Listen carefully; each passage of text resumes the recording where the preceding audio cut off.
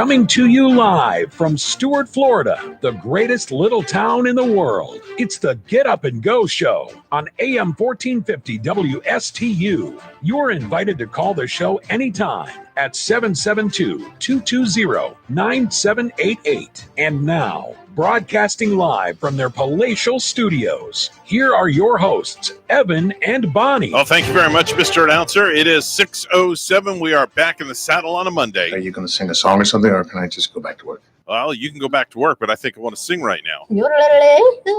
Oh, well, I don't know. I thought that was pretty good. What's that smell? It smells like sweat and anger and shame. Well, I don't know what that smell is, but I don't know. Maybe we'll detect it and talk about it a little later.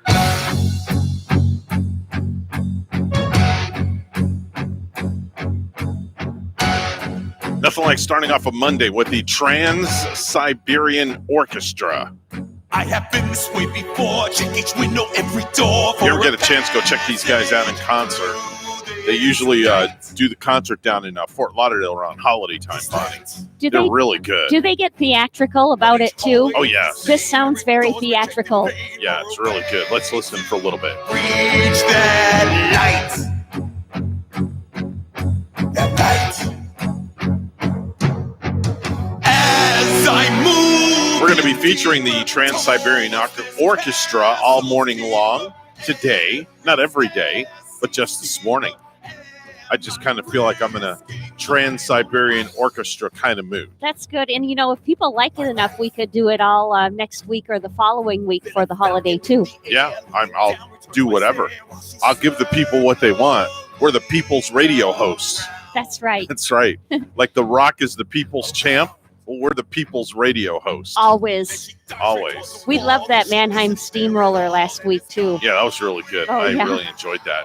So how was your weekend, Miss Bonnie? I got my Christmas shopping, not really completed, but I got a great head start on it. Oh. And Saturday, lo and behold, I did it all at Burlington. You're kidding me. You should have seen the line in there on Saturday, Evan. Really? It was incredible. There was like, I swear it had to be several 100-yard line going like almost way to the back of the store. No way. To check out on the weekend? On the weekend, on Saturday, yeah. Everybody must have been, doing or getting a grip on their Christmas shopping too, because everybody was there. The good thing about Burlington, though, they have like at least 4 or 5 checkers, and boom, boom, boom. They take care of everybody. Wow. They're very pleasant. They take care of you really fast. Okay. You know who's going to be paying us a visit this Friday, don't you? I think it's Santa. Yeah, the big guy. He's going to zoom in. Technology's amazing. He's going to zoom right into my computer. I'll be able to look at him while we're interviewing him on the radio. I wonder if he'll be like smoking his pipe. I don't know. Santa smokes a pipe? Yeah. I didn't know that. Jolly old Saint Nick. I remember him in pictures of past with those big rosy cheeks and his round glasses on, and once in a while having that big pipe in his hand. Oh, okay. I feel naked this morning. Why? Look around. Oh, yeah.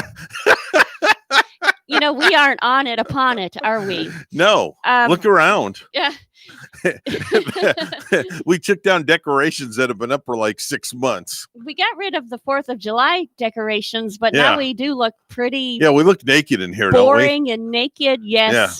We need Deb back with that feel of decorating. If anybody's out there, they want to decorate the studio, come in. We'll give you a prize. Why not? Just wear a mask, though. Yeah, we should really put up some Christmas decorations. We got at least 2.5 more weeks to do it. Something like that. Yeah. You don't have any prizes that we could give somebody? Or I got prizes up here on the wall. Oh, okay. So there is a prize. I'll buy somebody lunch at Ellie's Downtown Deli. Hey, why not? Yeah. You don't have your glasses on this morning, I noticed. No, because I'm going straight to do massage and I didn't want to fuss with my glasses. So you don't wear glasses when you massage? No, because we have to wear the mask there, and then I get that little the fog. Fogginess coming up in my glasses. Well, I must say your eyeliner is on point this morning. It is. Yes, your eyeliner. See, I take notice of certain things. Oh, okay. Okay, and your eyeliner is on point this morning. That's awesome. It must have been that I was seeing straight this morning. No, the eyeliner's on point. A little bit of eyeshadow, not too much. Yeah. To make you look like you have black eyes. Just enough lipstick. Yeah. And you're like really on point this morning for a Monday. Well, thanks. I mean, know? that means a lot. That's why they call you the almighty goddess of radio, because you're No. on point. I don't think I am a goddess of radio. Never. Oh, No. you're my goddess. I'm one of the many. Well, you're my radio goddess. one Bonnie. of the many female broadcasters in this good country of ours Mhm. that just goes to work and tries to do her thing. Okay, so you went shopping at Burlington.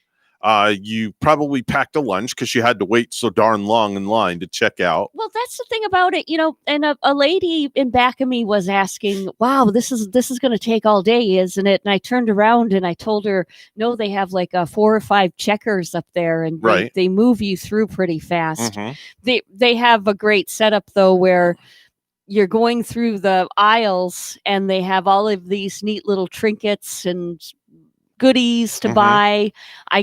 I only grabbed one throughout the checkout. Like you always grab that 1 or 3 or 4 more items because it's as you're going through the line. Right. But Right. I can't reveal what I grabbed. That's okay because Gary might be listening. And it's something for him that I grabbed Oh, while I was okay. All right. going through Very there. good. Very, which very he good. Uses. Very so, good. We won't say what it is. No. Did you We have don't want a to give any hints. fine weekend yourself? I did actually, but I came up with an idea for what you were just talking about over at Burlington. I may get myself a portable hot dog cart and start selling hot dogs, and then put them in a warmer and walk through Burlington and sell them while people are waiting in line. Yeah, Right? maybe they'll let you set up outside, kind of like they do at Home Depot, and Yeah. I see them at Lowe's once in a while. Yeah, be an and- entrepreneur, yeah. selling weenies on the side. Oh, you know what? I thought of I thought of a great thing to do. I had a great Christmas gift idea Okay. over this weekend. Tell 'cause me about it. I was out running on Saturday and I did find a $5 bill. I saw that you posted that on Facebook. Yeah. One man's loss is another woman's fortune. Yeah. It was just like out there, like close to the road. Okay. So I grabbed it, I swiped it up and ran all the way home All with right. it. Well, if anybody's missing $5, give us a call, 220-9788. All you have to do is tell us the serial numbers on the $5 bill Yeah. and the year and the date and what it looks like, and give us a description. And the $5 is yours. You're right, because the picture on Facebook, I think it even does show the serial number. Oh, I got geez. a great picture Well, of that it. just gave it away.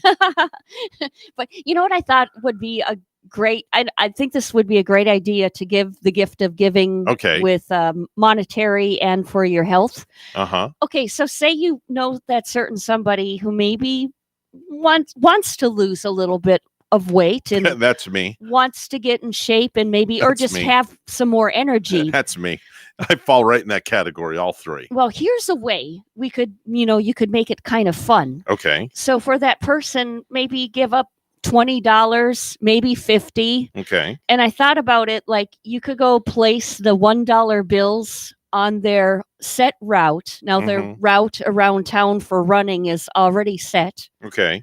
or maybe walking. Maybe All they right. like to walk at a fast pace. Okay. But put that dollar bill out here and there. Maybe make it 50 and put a $5 bill out here and Oh, there you're getting generous with your money. for them to. Yeah, it's pretty generous. Glad it's your wallet, not mine.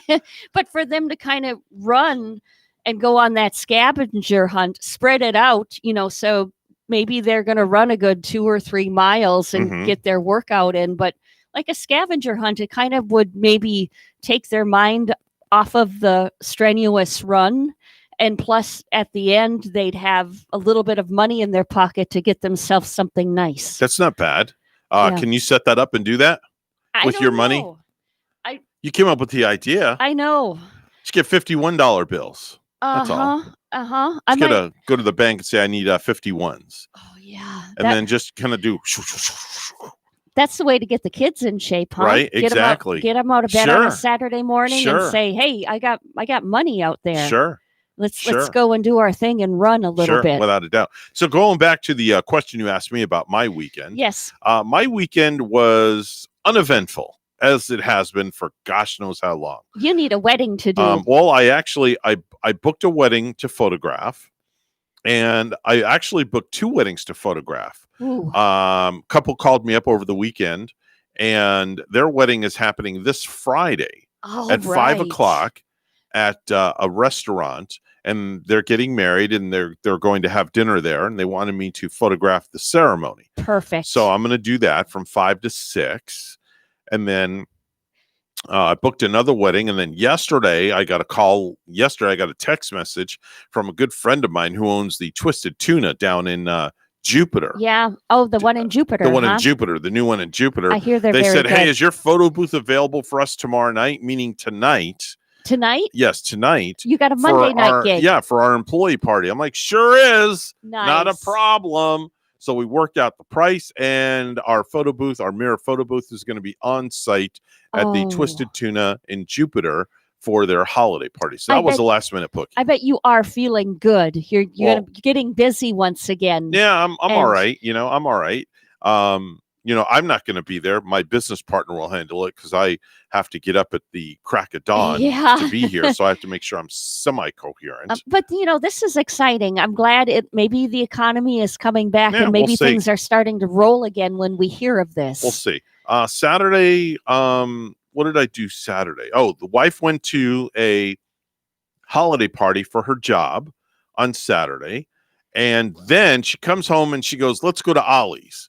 So we went to Ollie's Saturday Oh, night. Wow. Wow. I still That was an adventure. I still have to go over there. You have to check it out. What- It's very interesting. What is it about again? It's very interesting. I mean, is They it have an Ollie's up in Tennessee, so she wanted to check it out down here. wow? How far down US 1 do I have If to you go? take Indian Street and go to US 1 and make a left, it's right there on the left-hand side in the plaza. Okay, so It's is it really simple. maybe down there by I want to say Aspen Dental? Just and- go down here US 1, maybe south 3 or 4 miles, okay. and it's on the right-hand side. right hand side. Right-hand side, you can't miss it. Okay, It's called so Ollie's. When I came home from, It's where Chick-fil-A is. all right, Chick-fil-A is. I'll look It's for right that. there. Can't miss it. When I came home the other day, I was looking for it on the left hand side Yeah. as I was heading north. That's why you didn't see it. That's right. Well, no, if you're heading north, it's on the left side. If you're going south, it's on the right. Yeah. Oh, okay. Yeah. Yeah. Okay. Got it. You got it right. There you go. You got that right. You got that right. But Ollie, is it a discount store now or I call it a schlock store.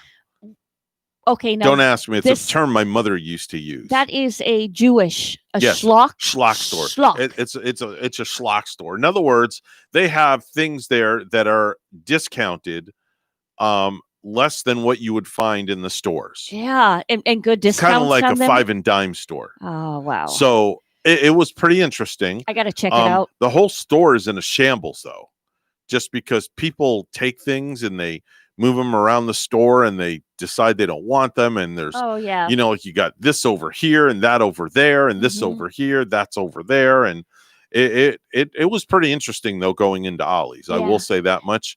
I don't have much patience when I go shopping with the wife I know neither because does my she better half. dissects Yeah. and she wants to go in every nook and cranny in the store. So I kind of just walk ahead slowly, but then I paced myself in this one Okay. and I took my time and I think I was more patient than usual with the wife. And I'm sure Rachel loved your patience during that time because Yep. it would, it might make her anxious too, walking through a store that Yep. she's loving, knowing that you're getting impatient. Yep. She found some things that she needed in all sorts of different areas and categories. So we did our shopping and then we went home. And then I cooked all weekend, by the way. I Oh. used the Ninja Foodie Smart XL grill all weekend long. Ooh. I made breakfast. I made, the hash browns that you get at McDonald's, Yeah. right? They're padded. right? They- The patties, with an oval. Like right? an It's oval, oval patty. kind of, yeah. So I cooked those in the Ninja Foodie, the Oh. air fry segment. Boy, they were good. Oh, but they turned out crispy, Oh, they right? were really good. Oh. And then let me see what else. Then we cooked chicken in the Ninja Foodie at night. So that was a double hit yeah. on Saturday. And then yesterday was the creme de la creme. We made filet mignon in the Ninja Foodie. Ooh. I stuck the probe in the meat, Uh-huh. and you tell it how you want to cook, whether it's rare or medium. That's incredible. So I chose medium, and man, it cooked it to perfection. And it even tells you in the screen, it beeps and it says turn your food. So it Oh, tells you when to that's turn it. wild. But the creme de la creme was the vegetable we had last night. And what kind? Well, Rachel made cream cheese filled asparagus. Okay. Mhm. Cream cheese filled asparagus. I'm just going to get a picture of it up here for Like, you. Real is quick. asparagus, like, did she put it in the little tube? Is it like a little tube at the No, end? what you do is, hold on, I'll show you here. Let me bring up her Facebook page so I can show you here. Let's see here. Here it is right here. So that's what it looks like. Right there. Oh, okay. That's what it looks like. Like asparagus with You put a bunch of asparagus together, you chop the ends off, and you wrap it around cream cheese. You put cream cheese in between. So it's Yeah. like an Oreo cookie. And then you wrap the asparagus and bacon. And with and bacon. Right. And then you put it in the oven for like 20 minutes on 350. That looks really good. Yeah. She should take a picture of it and send it to like Home and Garden magazine or something. Yeah. So it was really it was good. She did a good job on that. I put Philly cream cheese into my not baked beans, my green bean casserole when I make it for the holidays. Yeah. So that turned out really good. With the bacon and all. I really like that. The only downside, though, is, and I don't know why this is, and if there's a doctor out there listening, maybe they can call us and tell us why, is anytime you eat asparagus, when you go to the restroom, Yeah. your urine has a very bad stench smell. I'm not making fun. Don't get me wrong. Oh. Okay. But when you go to the bathroom, Yeah. after you eat asparagus, almost immediately, your urine has a very, I can't explain what the odor is. Huh. It's just really super bad, and it lasts for like 24 hours. Ooh. It has to be something that's in the asparagus. I wasn't even aware of that. Yeah. Of course, it's been so long since I've had asparagus, Yeah. to be honest. But if you do eat next time, and I'm not making a funny Yeah. or kidding. Yeah. Okay, but the next time, I'm not telling you to smell your urine or anything. Get on Right? get on down there and Just kneel down there. But when the next time you eat asparagus, Yeah. and then you have to go to the bathroom, okay, you'll notice. And I got scared because I thought something was wrong. Yeah. When I did that the first time, Wow. I almost wanted to call a doctor and say, hey, what's wrong here? Yeah. So I called one of my buddies who is in the medical field, and he said, yeah, that's what happens when you eat asparagus. I did not know that. Yeah. You would think it would turn like a pea green color too. No. No. No, not That's at all. strange. But it's a really it's just I can't explain what the smell is, but it's really bad. It's super bad. It's not like when after they mow the grass and No. that good grass No, smell. I can't explain what it is. Okay. Anyway, but and I'm being serious. I'm not making a funny, folks. Okay. I know, Evan. Anyway, it's 6:24. Let's go to the news desk where Bonnie's standing by with the headlines. Good morning, Bonnie. Good morning to you, Evan. Another 93 deaths in Florida are blamed on the coronavirus. The Department of Health also reporting more than 8,400 new cases.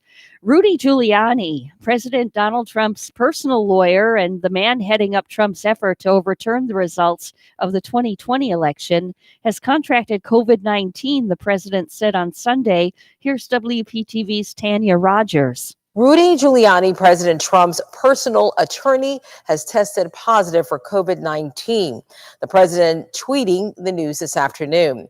Just this past Wednesday, Giuliani was making the president's case in front of the Michigan House Oversight Committee regarding the election results. We don't know Mr. Giuliani's condition or any other details regarding his COVID-19 diagnosis. As the holiday approaches, many cities along the Treasure Coast last night kicked off their annual celebration, and WPTV's Derek Lowe was there. The parade here just started, and organizers here at the Mid-Florida Event Center, they are reminding everyone, though, that St. Lucie County's mask mandate is still in effect. This year's Festival of Lights includes the parade, of course, along with fireworks, a carnival, and the lighting of the Christmas tree. One person we spoke with said the Festival of Lights is the perfect way for families to kick off the holiday season safely. We tried to get up here a little earlier this year, get some food here. We're going to get a spot and let the kids watch the parade and maybe do some rides. Now, if you're watching at home and you want to come down and join in on the fun, the Festival of Lights does go tonight until 10 p.m. But for now, reporting live in Port St. Lucie, I'm Derek Lowe, WPTV News Channel 5. And dogs even enjoyed frolicking at the 7th annual Santa Paws Holiday Pooch Plunge on Saturday at Sailfish Splash Water Park in Stewart. And WPTV's Ryan Hughes tells us this. Well, it was all about fun and frolicking at the 7th annual Santa Paws Holiday Pooch Plunge today. This happening at Sailfish Splash Water Park. The park was open to dogs of all sizes and breeds as part of a fundraiser for the Humane Society of the Treasure Coast. Visitors also brought donations for the House of Hope. The event was also an opportunity for the four-legged pooches to swim, jump, fetch, and of course, make some new friends before the facility closes for the winter. The Port St. Lucie woman who faced the death penalty in the shooting deaths of her 8-year-old daughter and stepfather will spend life in prison without the possibility of parole, a judge ruled Friday.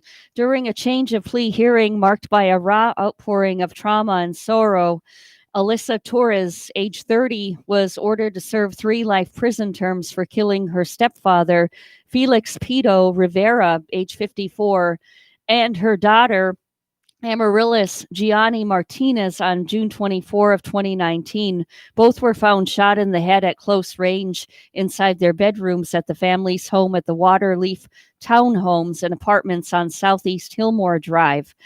In court Friday, Torres appeared motionless as St. Lucie County Circuit Judge Charles Schwab imposed her mandatory sentence after he accepted her no contest pleas to 2 counts of first-degree murder with a firearm and 1 count of attempted first-degree murder with a firearm for brutally attacking her mother, Marisol Rivera, age 54.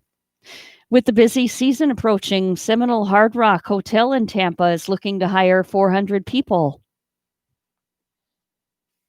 We have multiple positions across multiple different departments. And so if you are 18 and up and looking for a fun new career to start off 2021, we recommend that you come join us at our job fair. Hard Rock's Brandy Kynes says today's job fair is taking place at the Hard Rock Event Center from 10 to 2. A rundown of the NFL from yesterday. The Saints 21-16 over Atlanta. Chicago loses to Detroit 34-30. The Browns beat Tennessee Titans 41-35 yesterday. It was Miami 19-7 over Cincinnati. Minnesota beat the Jaguars 27-24. Las Vegas win over the Jets 31-28. I did pick the Jets to win yesterday, hoping that they would win their first one, but it didn't happen. Indianapolis over Houston 26-20. The Rams beat Arizona 38-28. New York Giants take a win over Seattle 28-12. Green Bay beating Philadelphia. New England shuts out Los Angeles 45-0. Also winning yesterday, Kansas City. News time is 6:29. We'll have weather and traffic together next.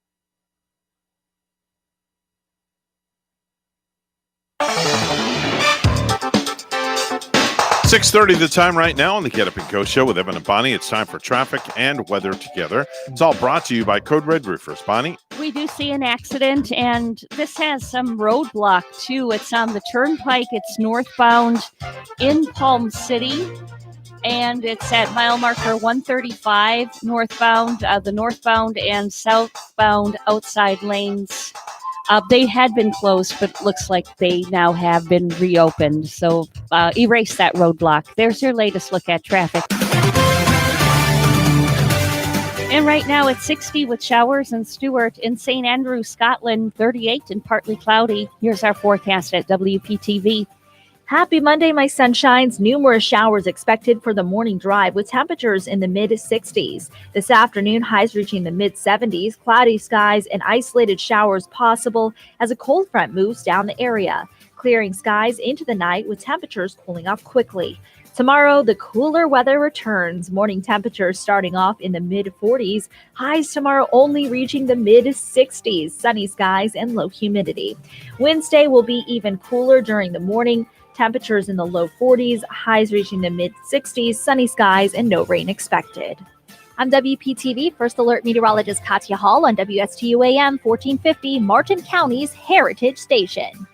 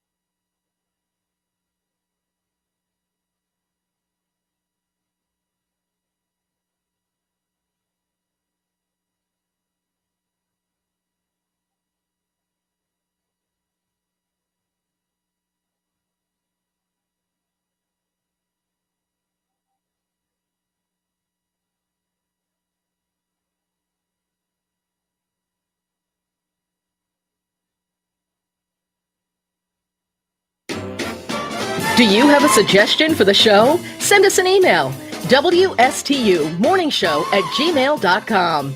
And now let's get back to the Get Up and Go show. Here's Evan and Bonnie. We now take you to the mall where Santa Claus is talking inside a giant plexiglass bubble. Ho, ho, ho. And what do you want for Christmas, little boy? I want Halo 4 in a Hot Wheels train. I'm sorry, I can't understand you. In my own Xbox. You're behind the plexiglass. Speak up. 2 pirate ships. Oh, Lord. They don't pay Santa enough to do this crap. This has been Santa Claus at the mall talking inside a giant plexiglass bubble. I wonder if that's what it's really going to be like. I'm sure it will in some places. You know, I don't really know if it's going to be at the mall around here or, you know, down in Palm Beach Gardens. I'm thinking about going, stopping in the Treasure Coast Mall on the way home today. Are you? And seeing what the Santa setup looks like. Yeah. You know, I've been meaning to do that. I haven't stepped foot in the mall really all of this holiday season. I have not been in the mall since March 13th. That's a good long time because you've been really taking care of yourself with COVID. And 8 months. Staying shy of it, the matter. 8 months it's been. Yeah. Since I've been in the mall. I mean, I've been in there since COVID and wearing the mask because I do go into like Cohen's Optical in there to get my contact lenses. Yeah. But I want to take a walk around and see what they have decorated. By the way, there's a new Cohen's opened up in St. Lucie West. I've gone there too. Yes. The very last time I went there, it was kind of convenient because I live a little closer to that. Right. A lot closer, actually. Let's do some viral videos.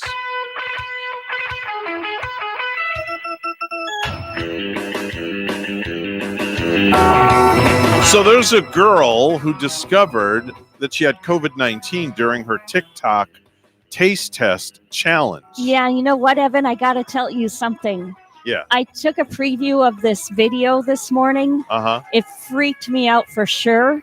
Right. Because she looks almost identical. This gal looks identical to my stepdaughter. Wow. Plus, I know that my stepdaughter is driving now and she loves Starbucks. Yeah. But she's not holding down a part or full-time job yet. So this girl ordered a Starbucks iced coffee with 5 pumps of vanilla and 3 pumps of caramel. Now, keep in mind, not 4 pumps, but 5 pumps of vanilla and 3 pumps of caramel. But when she takes a sip, she can't taste anything. And at first, she blames the drink. And then you can slowly see the realization come over her face. She quarantined herself for about a week afterwards, just so you folks know. So let's listen to the video. Okay, I got off work and I did a mobile order for Starbucks to try a new drink. And I went to the wrong location. So now I'm in line and ready to get my drink.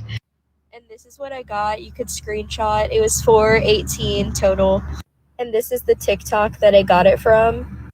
Okay, sorry it's dark. I don't want to draw attention to myself and turn on my car light because there's people around me. So we're just That's her stirring the drink. Yeah. Takes a sip. This has no flavor. Wow. Yeah. She's starting to freak. Yes. Why can't I taste it? Do I have COVID? Says she woke up with a stuffy nose. Hang on. I can't taste anything. Oh my God. And that's it. And you know what's really creepy to me? She sounds a little bit like my stepdaughter too.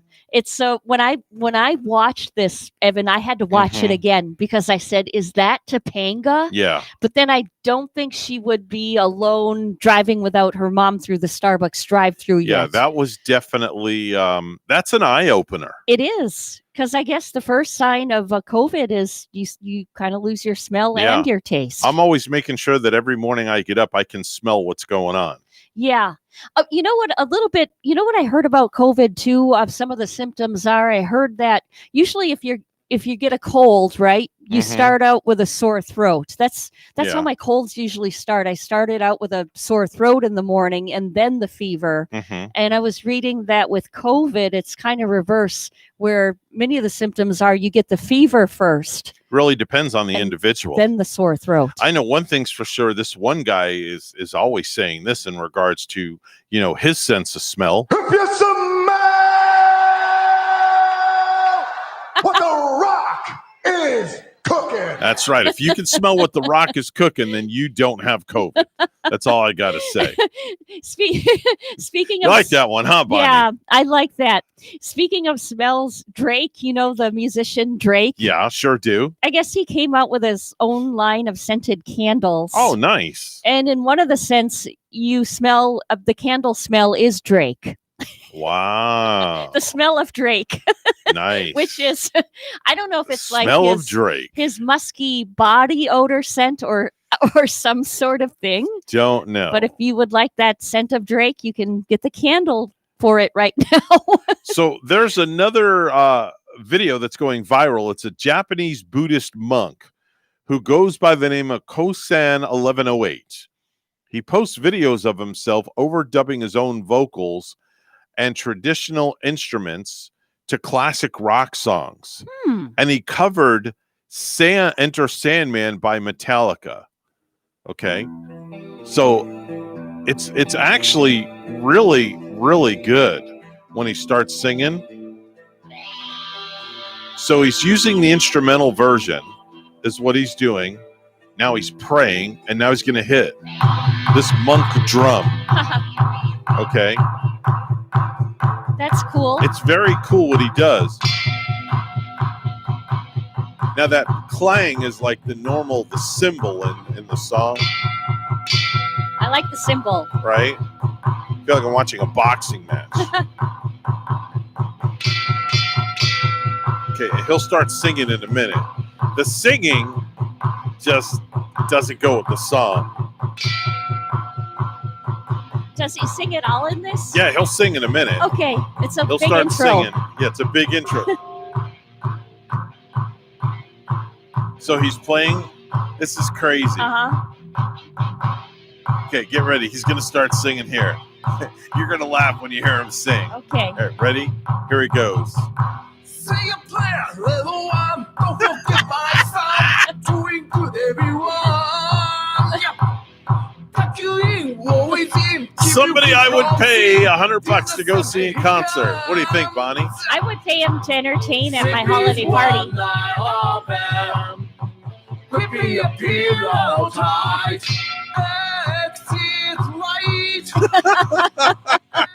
And that's coming from a Buddhist monk. That's coming from a Buddhist monk. I thought they did all the songs all peaceful and such, and like in prayer with their legs folded and, you know, more like peaceful. This guy loves Metallica. Yeah, he does. Oh, he'll probably be playing some Judas Priest later on, too. And then all of a sudden, a strange voice comes in when he's singing. Listen.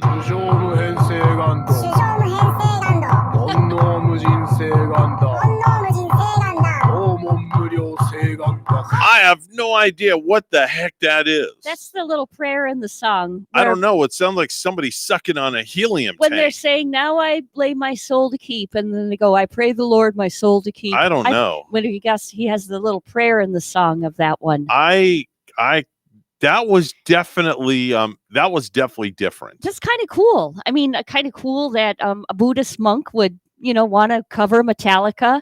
I wonder if he does more. You know, like Master of Puppets or something. Master of Puppets. I don't know. I would want to take a look. That was pretty cool. So I would. You'd have to talk to Cliff about that. He's the puppet artist. Oh yeah, Cliff Desmond. He does puppetry, right? Or whatever you want to call that. No, I hear he's very good at it too. Did you know 57% of people say that Santa has hidden gifts in a suitcase? 57% of people say Santa has hidden gifts inside of a suitcase. Hey, you know what? I didn't even realize that you set that little elf over here. Oh, I didn't set nothing there. I did not put anything there. I just noticed that little elf on the shelf now. I told you, he's magical. He moves around. Well, that's pretty cool. He moves around and he goes from place to place. He looks kind of cute up there this morning. I think it's because I'm looking at him from another angle. Well, he's not creepy. I'm kind of looking up at him and he's looking up too, and he's not kind of like. He's like holding on for dear life. Yeah. So tomorrow we have no idea where he's going to be. I don't know, but if he fell, I could just hold my hands. Well, he's not falling. He's him. holding on. He's got his legs wrapped around that mic stand. Okay. So I mean, you know, he could be anywhere. Oh. So every day he's in a different spot. Yeah. And you have to find him. He reminds me of like a little leprechaun. You know, for all we know, he could be dangling from the ceiling one day by his neck. That would be eerie. Well, anything is possible. Yeah. Did you know 75% say that they'd rather have their home robbed than have their phone stolen or hacked? 75% of people say that. I don't know about that.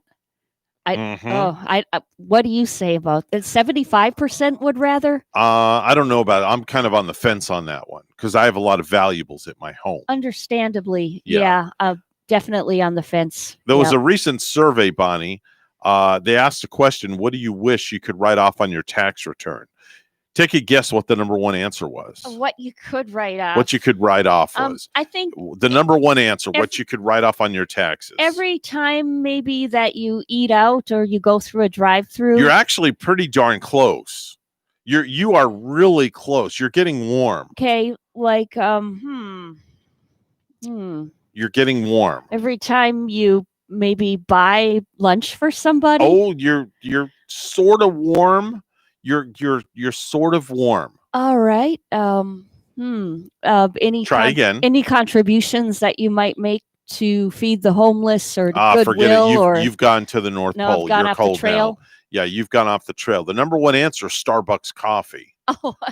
Oh yeah. That is the number one answer. Wow. Yeah. I mean, just it's amazing the number of people that go through that drive-through at Starbucks. Mm-hmm. I always see just such a huge line when I'm over there in Palm City. Now, here's a very interesting stat. Yeah. More than 30% of American homeowners live in a home with no mortgage at all. No mortgage at all. So that means that 30% of Americans have no monthly house payment. They own their house outright. They own their home outright. Yes. Yeah. Yes, they own their home outright. I would love to be in that ball game pretty soon. I was almost there. Yeah. I had about 4 or 5 years left on my mortgage, and then I did a refi. Okay. Just to get the pool paid off and pay off some debt for my wife. Yeah. And so, now we have more years on our mortgage, but our payment is much lower, but we paid all the debt off also That's as good well. too. So we're pretty much, we're debt free except for the mortgage. That's awesome. Yeah. So that's definitely a goal people want to set in yes. life. Here is a interesting stat, and I fall in this category. 15% of us are able to wake up without an alarm in the morning. 15% of us are able to wake up without an alarm. I'm in that category usually. Okay. I'd say it goes by weeks for me. I don't know. Like I'll go a whole 5 days rocking and rolling here without having to have the alarm go off. Okay. Or I'll go a week on the opposite end with it going off and I'm in a dead sleep. Oh. It's weird. I bounce back and forth with that matter. Okay. I don't know why. I just, now this morning I woke up to my alarm.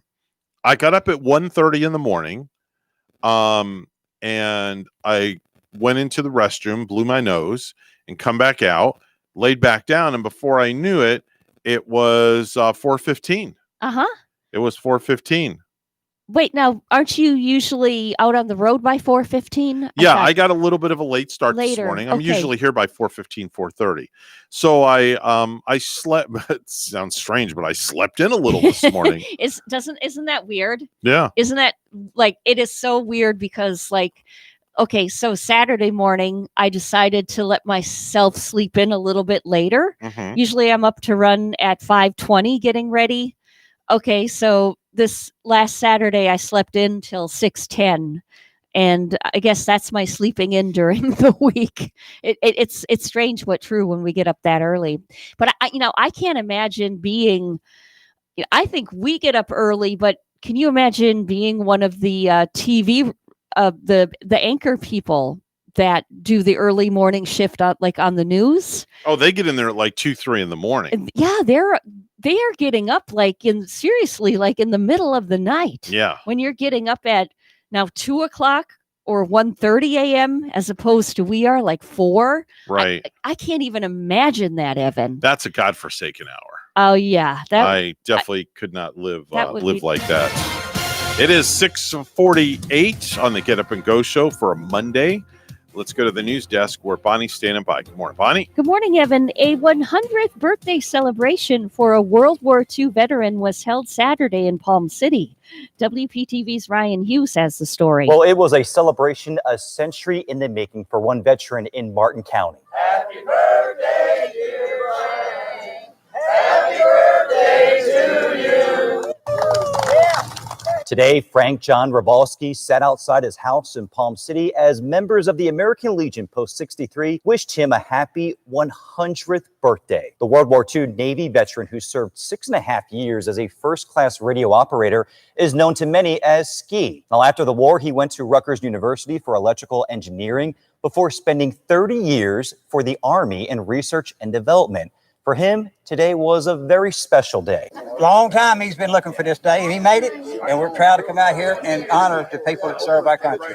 When people do something for me, I appreciate that very much because I know it takes time, it takes effort, and it shows me how wonderful people are. And we also asked him the key to living a long life, and he says to treat your body well and not to drink. Happy birthday, sir, and thank you so much for your service. So far in 2020, more than 500 manatees have died in Florida waters. WPTV's John Shaman has the story. Out on the Intracoastal, Lieutenant James Pike with the Village of Tequesta Police Department's Marine Unit is watching. So we got a 34 on this vessel here, so we'll be making a stop. Watching for boaters who may be endangering one of the most precious residents in Florida's waters, the manatee. Tequesta is one of 9 communities that partner with Palm Beach County's Department of Environmental Resource Management. We do see more manatee activity over the winter months, and that's because during the colder weather, manatees are migrating down here to warmer waters from up north and looking for those warm water refuges to stay in to stay warmer. Lieutenant Pike, who was a commercial boat captain before joining the police, is one of 7 members of the village's Marine Unit. Sometimes chaotic, but enjoyable It's fun to get out and speak with the people, make contacts. When he makes contact with boaters, there is the enforcement part. We give them a card that explains your safety zones and your different definitions of the difference between idle speed, slow speed, minimum wake, or in this particular case, it's a manatee protection zone, which has a speed limit. But there's also connections to be made with younger boaters. There you go, guys. This is Manny the Manatee. Helps us get positive contacts with the younger people on boats and make sure that, everything is a positive contact, but it also enlists them to help us slow the boaters down. They slow their parents down and tell them slow for Manny. And that slows down our area also to protect the manatee and be safe for everybody. Manatee season runs from November 15th to March 31st. You can dial star FWC from your phone to report an injured manatee. A 37-year-old man shot last month in an apparent dispute over a romantic conflict died Thursday in a case that remains under investigation. Caleb McLeod of Port St. Lucie has been hospitalized since the November 8th incident at an address in the 500 block of Northwest Placid Avenue. McLeod died at Lawnwood Regional Medical Center and Heart Institute in Fort Pierce, said Sergeant Keith Boehm, police spokesperson. This seems to be a dispute over a romantic conflict, Boehm has said when asked about what may have preceded the shooting. Boehm said charges have not been filed in connection with the death. Police declined to release further information. However, a man arrested in connection with a vehicle pursuit shortly after McLeod's reported shooting was identified as Benjamin Rio Johnson, age 41 of Martin County. Johnson has been in the St. Lucie County Jail on charges including fleeing and eluding police with disregard of safety of the public or property, leaving the scene of a crash involving property damage, and driving while license revoked. Lastly, SpaceX can celebrate a milestone launch. Yesterday at Cape Canaveral, the company launched a Falcon 9 rocket carrying a supply capsule to the International Space Station. It was the 100th successful flight of a Falcon 9. And 6 quarterbacks in NFL history had thrown 400 touchdown passes before Aaron Rodgers reached that milestone yesterday against the Philadelphia Eagles. None of them did it as quickly as Rodgers. Not Drew Brees, Peyton Manning, nor Tom Brady, not Dan Marino, Brett Favre, or Phillip Rivers. Our news time is 6:54. We'll have weather and traffic together next.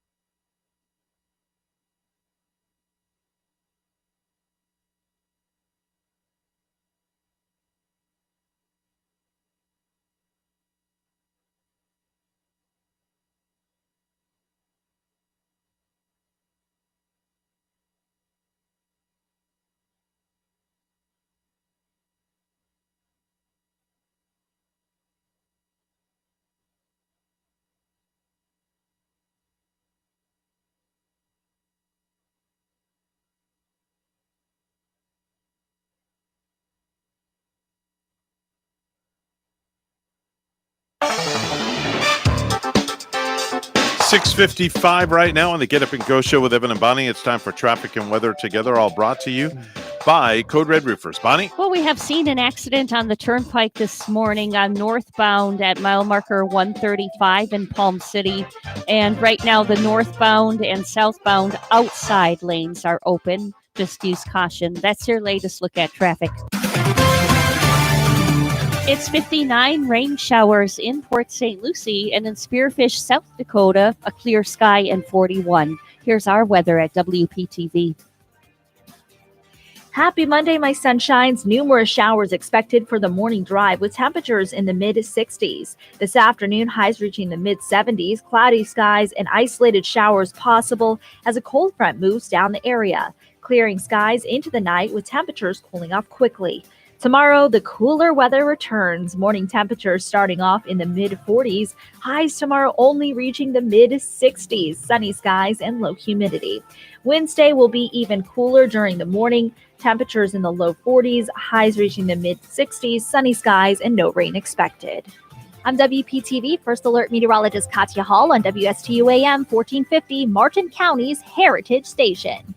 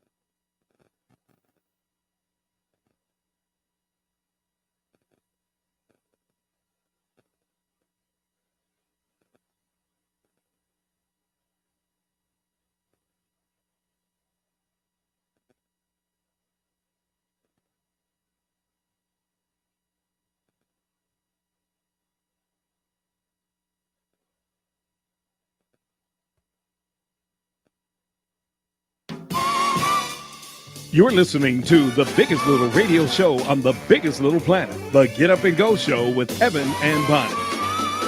6:58 on the Get Up and Go Show with Evan and Bonnie. And Bonnie, what's on tap for you today? What are you going to be doing after you get out of here? Hopefully, I'll be doing some massage a little bit later on. Okay. I had a pretty slow schedule yesterday. Okay. Admittedly, there was nobody on my schedule. Oh, so you had nobody on your table. Nobody on my And you table. stayed there and you did Yeah. absolutely nothing, got paid for being there. I hung out and, no, I didn't get paid for being there because I'm one of those that I opt not to do that. Oh.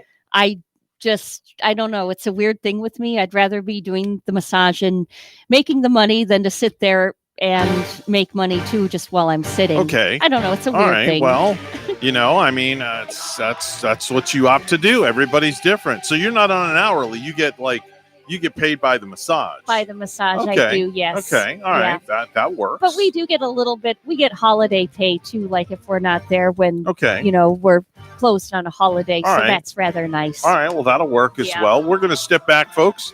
We're WSTU Stewart. We're Martin County's Heritage Station. The news is coming up next. Want to say good morning to Rachel and good morning to Gavin. They're on the way to taking Gavin to school this morning. Then Rachel's going into work. Morning, guys. So I want to say good morning to those two fine folks. Yeah. Otherwise known as my son and my lovely queen bee wife. Howdy, howdy. Let's listen to Trans-Siberian Orchestra.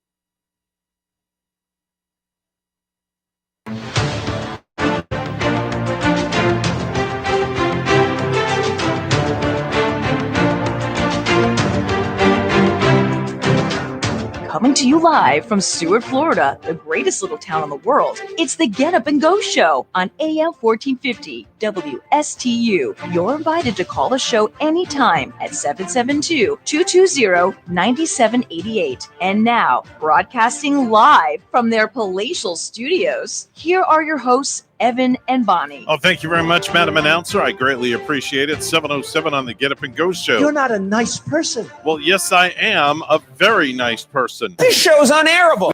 Well, I don't know why you think it's unairable. I think it's very airable. I like your free-flowing format. Well, I'm glad you do, because we have a very, very free-flowing format. More of the Trans-Siberian Orchestra. It's called the Wizards of Wonderland. This is one of my all-time favorites. Such a very upbeat song and a very tumultuous season that we're in right now. Yeah. We all need stuff like this. That's very wintry. Right? Very You upbeat. like that? A lot of people use this to do their Christmas light decorations. Oh, I believe it. Yeah. It's really good. It's very, kind of- very upbeat. It's upbeat like, I think Led Zeppelin, the Immigrant Song, is very upbeat and wintry, too. It kind of reminded me of that Yeah. a little bit. It's actually very good. Uh-huh. I like it a lot. Which reminds me, I think I want to put up some Christmas lights. We don't do a full-out decoration on the outside of our home with the Christmas lights. Really? Why is that? I don't know, because we just do it inside, and then we've got like 2 trees that are just kind of like right out in our living room, which lights up the whole window anyway. Oh. But, you know, I think I might want to go get some lights and do a little bit around the door trim or something. Because when I run on Saturday, I see some of the people with their door trim lights and what they do with their homes. So as the kids would say, you want to get lit. That's teenage talk. Yeah.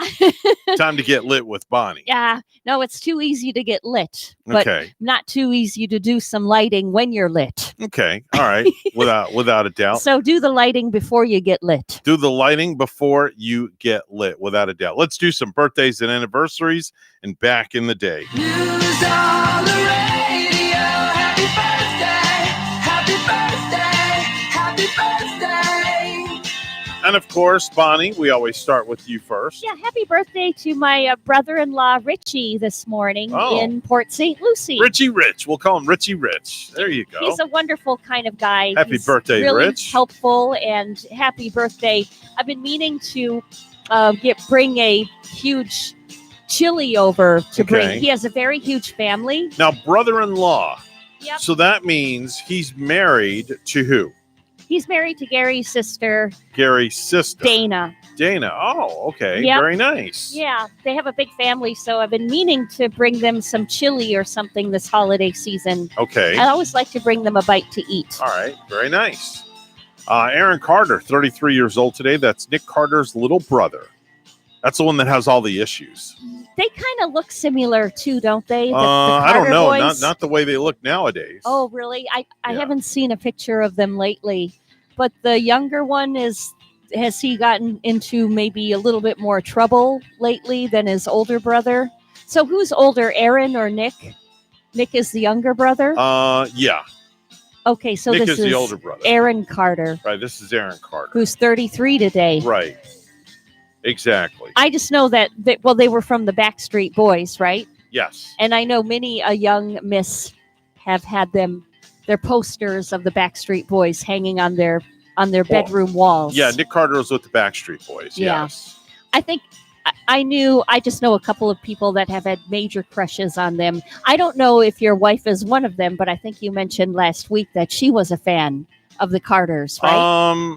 Not sure. No, she's not a fan of the Carter. Oh, I don't. Maybe you were talking about someone else previously. I get then. really aggravated. See, this is not the way that I want my Monday to start. Oh, with See what happened? Is that our Facebook matter? Yeah, over that's our there? Facebook matter. Oh, Our Facebook matter. So- it just went kafoots. that's incredible. It just went kafoots. I hate it when that happens. So now, of course, I have to hit this button right here.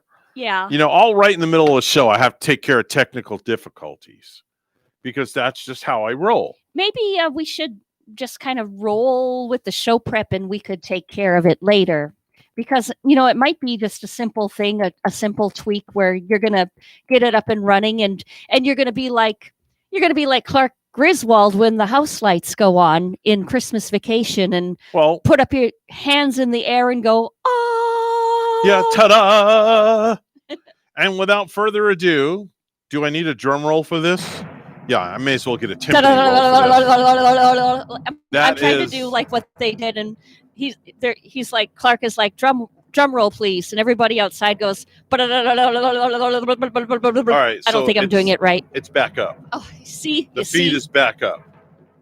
Amazing. Amazing. I did it. I did it. The force is with us this The force morning. is with me. And I think I know what's doing that, if you ask me. It's the Trans-Siberian music. See, Facebook doesn't like that when I play that, so they flag me. They do? Yeah, they flag me because they say I don't have the right to play it, but which I do because we're a radio station. Yeah. And they're flagging me. Oh, that's odd. Has that happened before where they flagged you from playing? Is it only with the Trans-Siberian Orchestra, or was it with Mannheim Steamroller too last week? No, it wasn't with Mannheim Steamroller. I don't understand it. I'm really just very upset about that. Yeah, don't get too disappointed. I mean, the show can go on. Well, I try to deliver a good quality product with you, and we Yeah. want to bring some holiday music to the situation, but Facebook keeps just flagging me. Oh, that's very strange. Maybe we could go to like another source. And I'm going to have to give download- Mark Zuckerberg a phone call. Maybe go to YouTube and Well, get it's that there. music or something. See, we don't have that issue on YouTube. See, it's still there on YouTube. Yeah. Okay, it's still going on YouTube. So Maybe I don't know. Perhaps if Mark's not too busy later on, you can, get I'm on gonna the have phone to call. with him and You know what I'll do? I'll have my people call his people, Yes. and his people can contact my people, and we'll figure it out. send him a free holiday gift card, get some Starbucks or something. I'll send him a hot dog in the mail. Yeah. Jack Houston is 38. That's the star of Ben-Hur. Jennifer Carpenter's 41. That's Dexter's sister, Detective Deborah Morgan on Dexter. Do you watch Dexter? No, I don't. I watched the first few episodes of it. Maybe I might have watched 3 or 4, and Gary keeps, trying to get me to watch it. And it's just like there are just some parts of it that like are too dark, and I can't seem to get into it. Here's an interesting fact about that lady, though, that plays his sister. Okay. In real life, Mm-hmm. I think she is Dexter's ex-wife, Oh. if I'm not mistaken. So, Okay. like in real life, they were married. She's the ex-wife, but she plays Dexter's sister on the show. Oh, okay. Interesting fact for any viewers of that. Sarah Bareilles, 41 years old today. Had a couple of songs. Love Song. Love song. I Gravity remember and that. Brave. Yeah. Sonny Sweeney's 44, From a Table Away and Bottle by My Bee. Damian Rice, 47 years old today. A song, The Blower's Daughter, is rumored to be about his flute teacher's daughter. Oh, wow. And was also featured in the flick Closer. Interesting. So, Yeah. a song called The Blower's Daughter Yep. about his flute teacher's daughter. Yes. That's interesting. Very, very interesting. I see C. Thomas Howell, too, coming up. Yes. Terrell Owens, 47 years old today. Oh, yeah. Oh, how did I miss Terrell Owens? Yeah. Yep. C. Thomas Howell, like you said, is 54. He'll Pony- always Ponyboy Curtis. Yeah. Jeffrey Wright's 55. Tim Butler from the Psychedelic Furs. Their hits, Bonnie, what were their hits? Love My Way Right. was probably the biggest one Right. that Pretty I in remember. Pink is another one. Okay. Larry Bird, the basketball legend, 64 years old today. Mhm. Johnny Bench, 73 years old today, Hall of Fame catcher.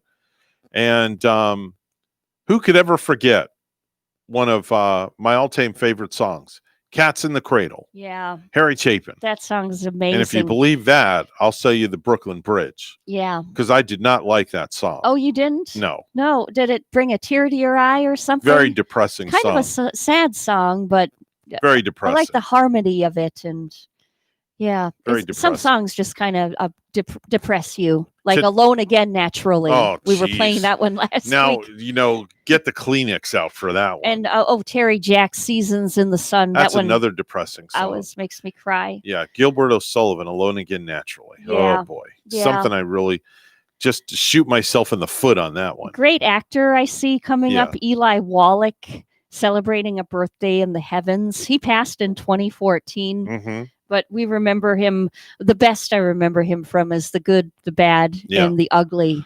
The former professional wrestler for the WWF, Ravishing Rick Rude. He was a great heel, a heel meaning a bad guy. He used to tell men in the crowd to be quiet so their women could more fully enjoy his gorgeous body. Yeah. Wow. Yeah, Ted he must have made many a men mad. He did.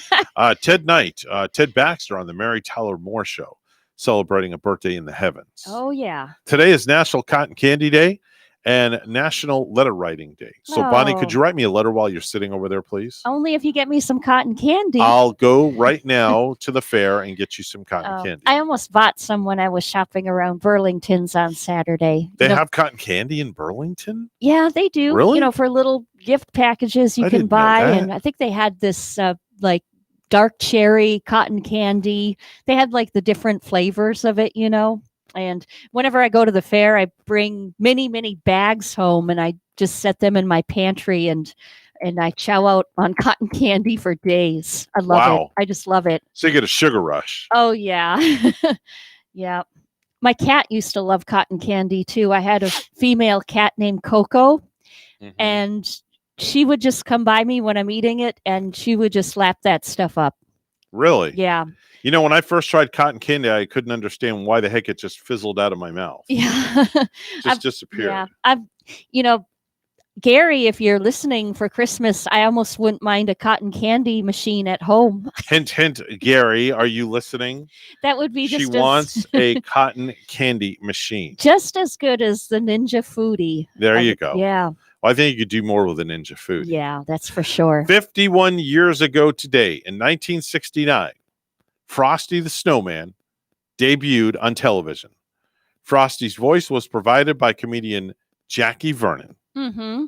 Very, very interesting. I think I have some Yes or BS of Frosty the Snowman if you want to try it, Evan. Sure, go Did for you it. read this? Did you pre-read this already? No, I did not look at that. Okay, so this And is... I'm not looking at it in the show prep. It's Yes or BS, all about Frosty the Snowman. All right, go for it. So Yes or BS, the Frosty the Snowman TV special is older than the song.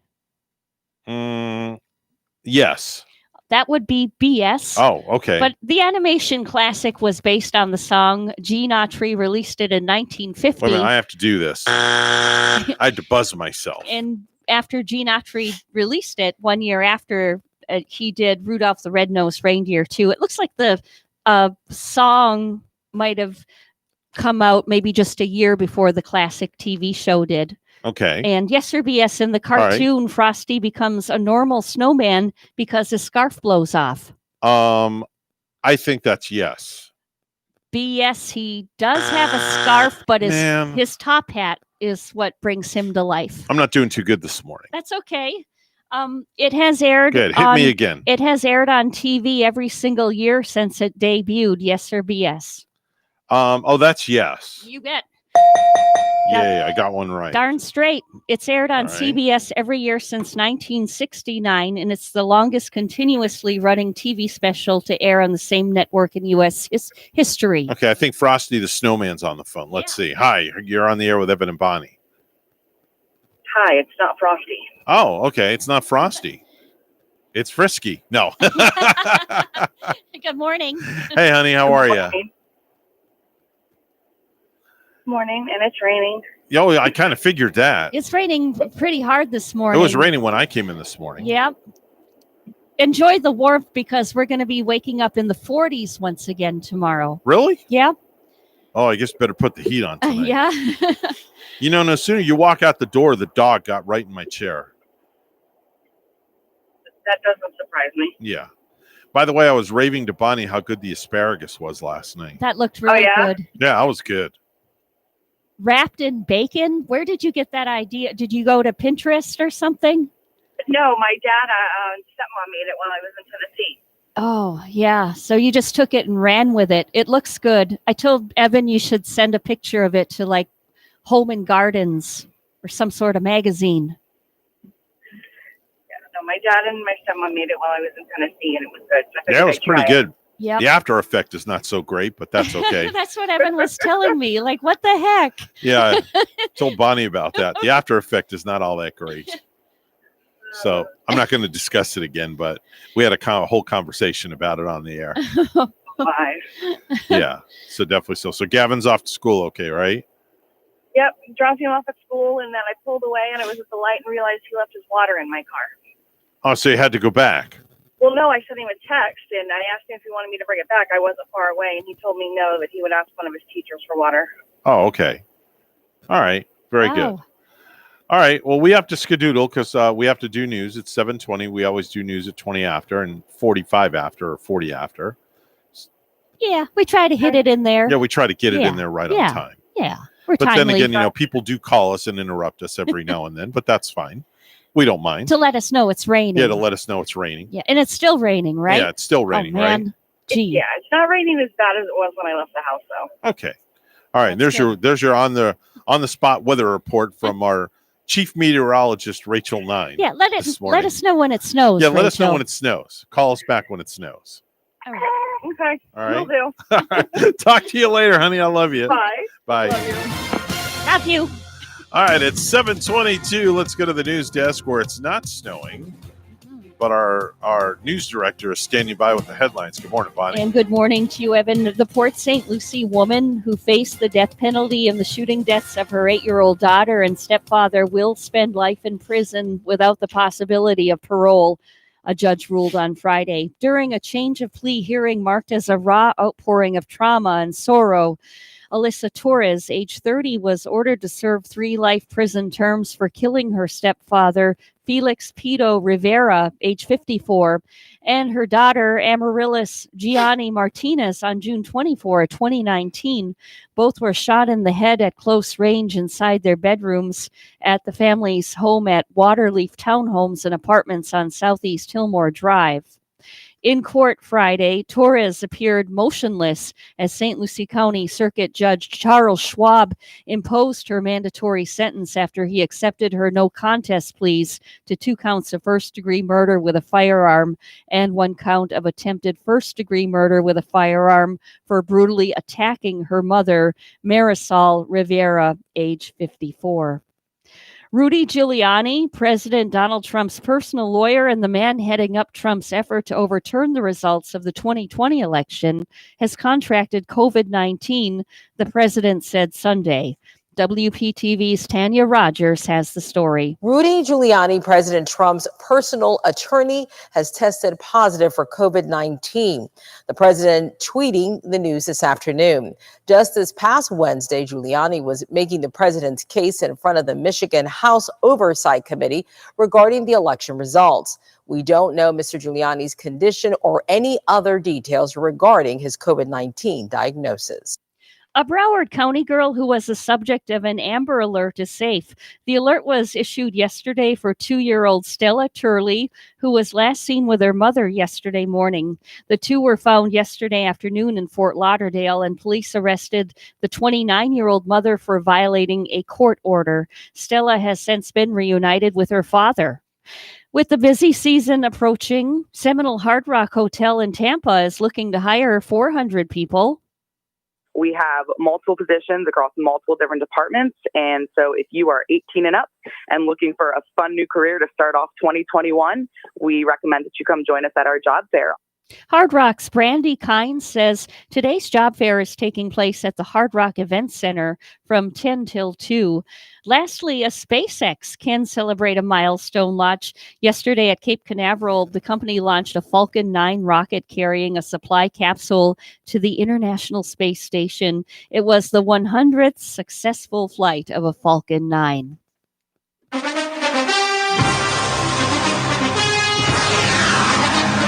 In NFL, Tua threw for 296 yards and a touchdown as the Dolphins rallied in the second half to beat the Bengals 19-7 in Miami. The Dolphins trailed 7-6 at halftime, and Tua says he has to help the team get off to faster starts. I think the guys knew what we wanted to do as far as our game plan. but I wasn't really playing in sync with how the guys were out there as well. Miami now 8-4. Jacksonville dropped to 1-11. The Jaguars losing in overtime at Minnesota, 27-24. Our news time is 7:26, and we'll have weather and traffic together next.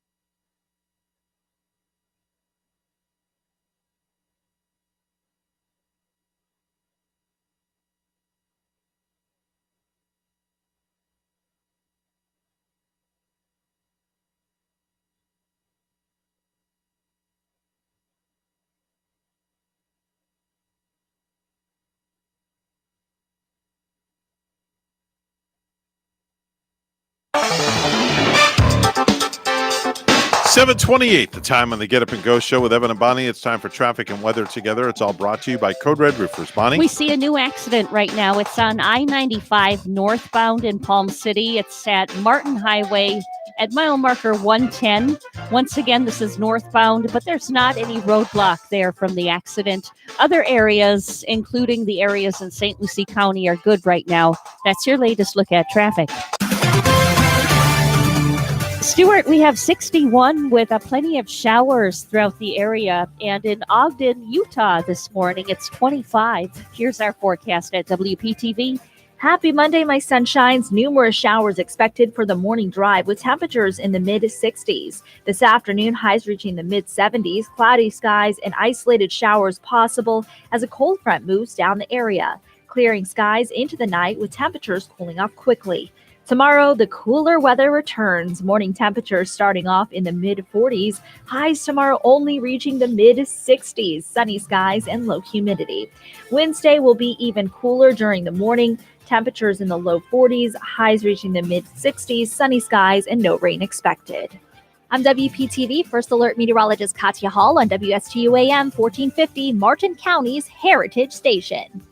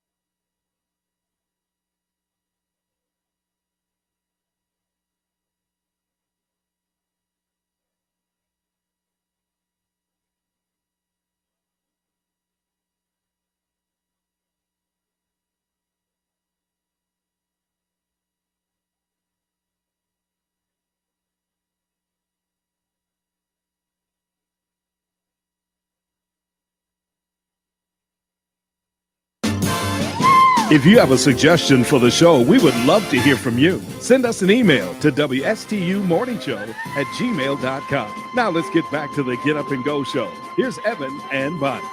Today is Pearl Harbor Day. December 7th, 1941. The Battle of Pearl Harbor. When Japan attacked Pearl Harbor. A date which will live in infamy. Observed to remember and honor the 2,403 citizens of the United States who were killed in the Japanese surprise attack on Pearl Harbor in Hawaii on December 7th, 1941. Never forget.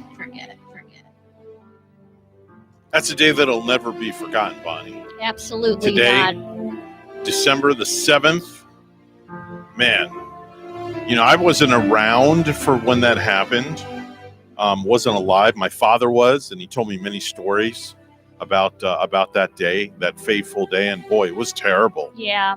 I mean, I can only imagine what, it would have been like to be out there on the day that happened, and just, how many of our veterans, that it's etched in their memory. And I can't even imagine what was going through the sky, the people trying to save themselves out of the water, and, a couple of thousand of them. And, it just pulls the hair in back of my neck to think of being out there on that fateful day. That was a terrible situation. Absolutely. Terrible day. Yep, it's just like one of those days, not any day, it's just a day that we can never forget. Yeah, we'll never forget. There's certain days we don't forget, and today is one of them, just like 9/11. That's another day that we will never, ever forget. Heck no. Definitely not. Let's do some stupid news. And now it's time for Stupid News, It's so stupid and awesome. where we ask the important questions. Are some people too stupid to live? Why are people so stupid? Are you effing stupid? Well, there's a 44-year-old guy named Matthew Piercy from Palo Cedro, California. And he's been running a $35 million Ponzi scheme since 2015, mainly by convincing people at his mega church to invest with him and then pocketing all the money. $35 million. $35 million. This is huge. Yes. On Monday, the FBI went to his house to arrest him. He took off in his pickup truck, drove to a lake, and then jumped in. But he had a plan. Matthew had a Yamaha 350 Li underwater submersible. That's a sea scooter that basically drags you around underwater at about 4 miles per hour. There were a few flaws in his plan, though. One, he jumped in a lake, so it wasn't like he could escape to freedom. Two, he didn't have any breathing equipment, so he had to keep coming up for air. He had to emerge and submerge. Yeah, and three, the lake was really cold. He finally got out after about 25 minutes, and he was arrested for wire fraud, mail fraud, money laundering, and witness tampering. He's looking at about 20 years in prison. For sure. And he didn't depend on how cold that lake was. No. What city and state was that, Evan? That was... Of course, it's pretty much cold everywhere. Palo Cedro, California. Oh, yeah. It can get like in the 20s and 30s there. Yep. I'm sure those waters were icy.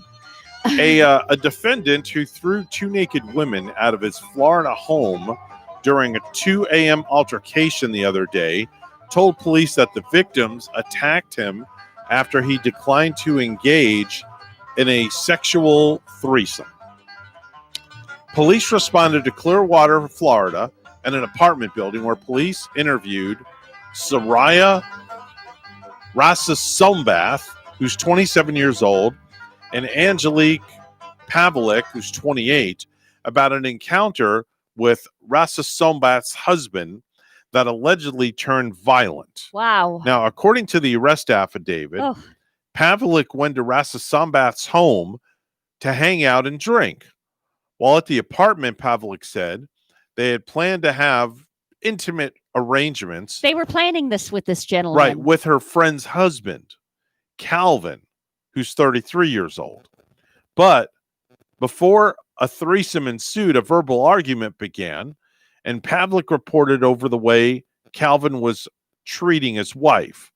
As the dispute escalated, Calvin allegedly choked both naked women before throwing them out of the house. Oh. Soraya told the police that the attack occurred during a planned engagement. Just the kind of people you want to hang around with, don't you? Yeah, exactly. Wonder if they were playing Monopoly before that fight ensued. I don't know. Maybe they were playing post office.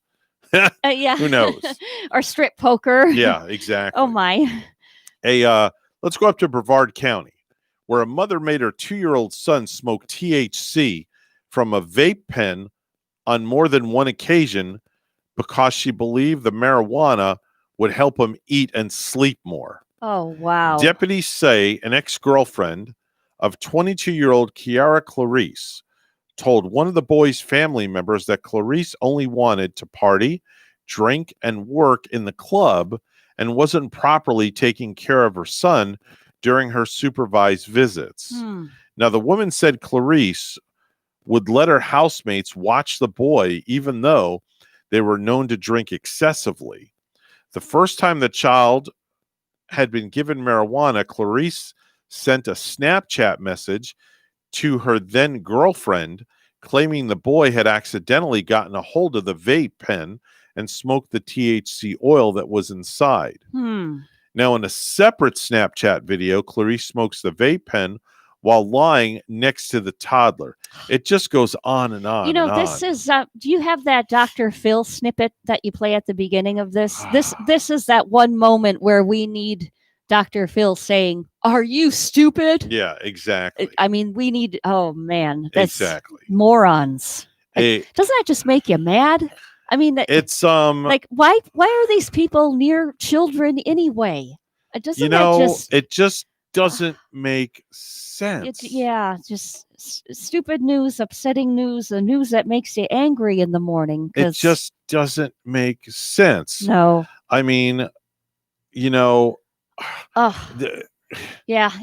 is what Dr. Phil said. Are you taking medication? There you go. I mean, that has to be what was going on. Yeah. Stupidity. Yeah. A man was arrested after he stripped naked and self-pleasured himself in a cemetery on several occasions, has said he is sorry and promised he won't do it again. Raymond James Stratford was also spotted performing an act that involved, I can't read this. Oh, is it too risque? Yeah. It was an act involving an electric toothbrush. An electric toothbrush. An electric toothbrush. In the cemetery. So was he was he trying to brush his teeth in the cemetery? I don't think so. I don't know. I don't think so. I don't think so. I'm not going to touch that story with a 10-foot pole. Okay. I won't involve you in it or No. get you to go at it. I'm going to even go take a stab at it if it's no, risque. No, I'm not going to talk about Okay. it. A married PE department head named Catherine Lake downed 8 glasses of wine prior to being a chaperone at a school prom, and then she sat on one student's lap, watched by his stunned friends. That's not nice for me to laugh, but It's she's funny. a Phi Ed teacher. She downs 8 glasses of wine before going. Yeah. And and then then- she sits on a student's lap as other kids watched. Oh my! Later, she pulled her top down, exposing her breasts Wow! while posing Free with show. 5 pupils in a photo booth. Gee, why didn't this happen when I was in high Is that school? like one of those photo booths that you're going to bring to your event tonight? No. Okay. No. The flirty teacher, who also shared a cigarette with a pupil, was so wasted Oh my gosh! she fell over while trying to sit on another pupil's lap. Can you imagine showing up for school the next day if she dared to? She was eventually fired as the Oh. head of the PE department. Yeah. Go figure. I mean, that is. Wonder why. That story right there is so ironic.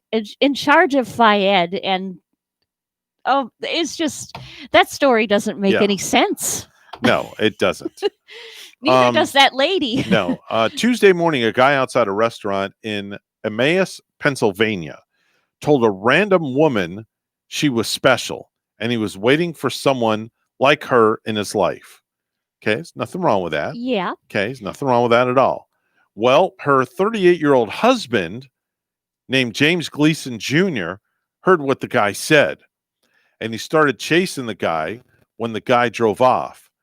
then got out at the red light and pulled out a metal spike knife and started smashing it in the guy's car. Oh, gosh.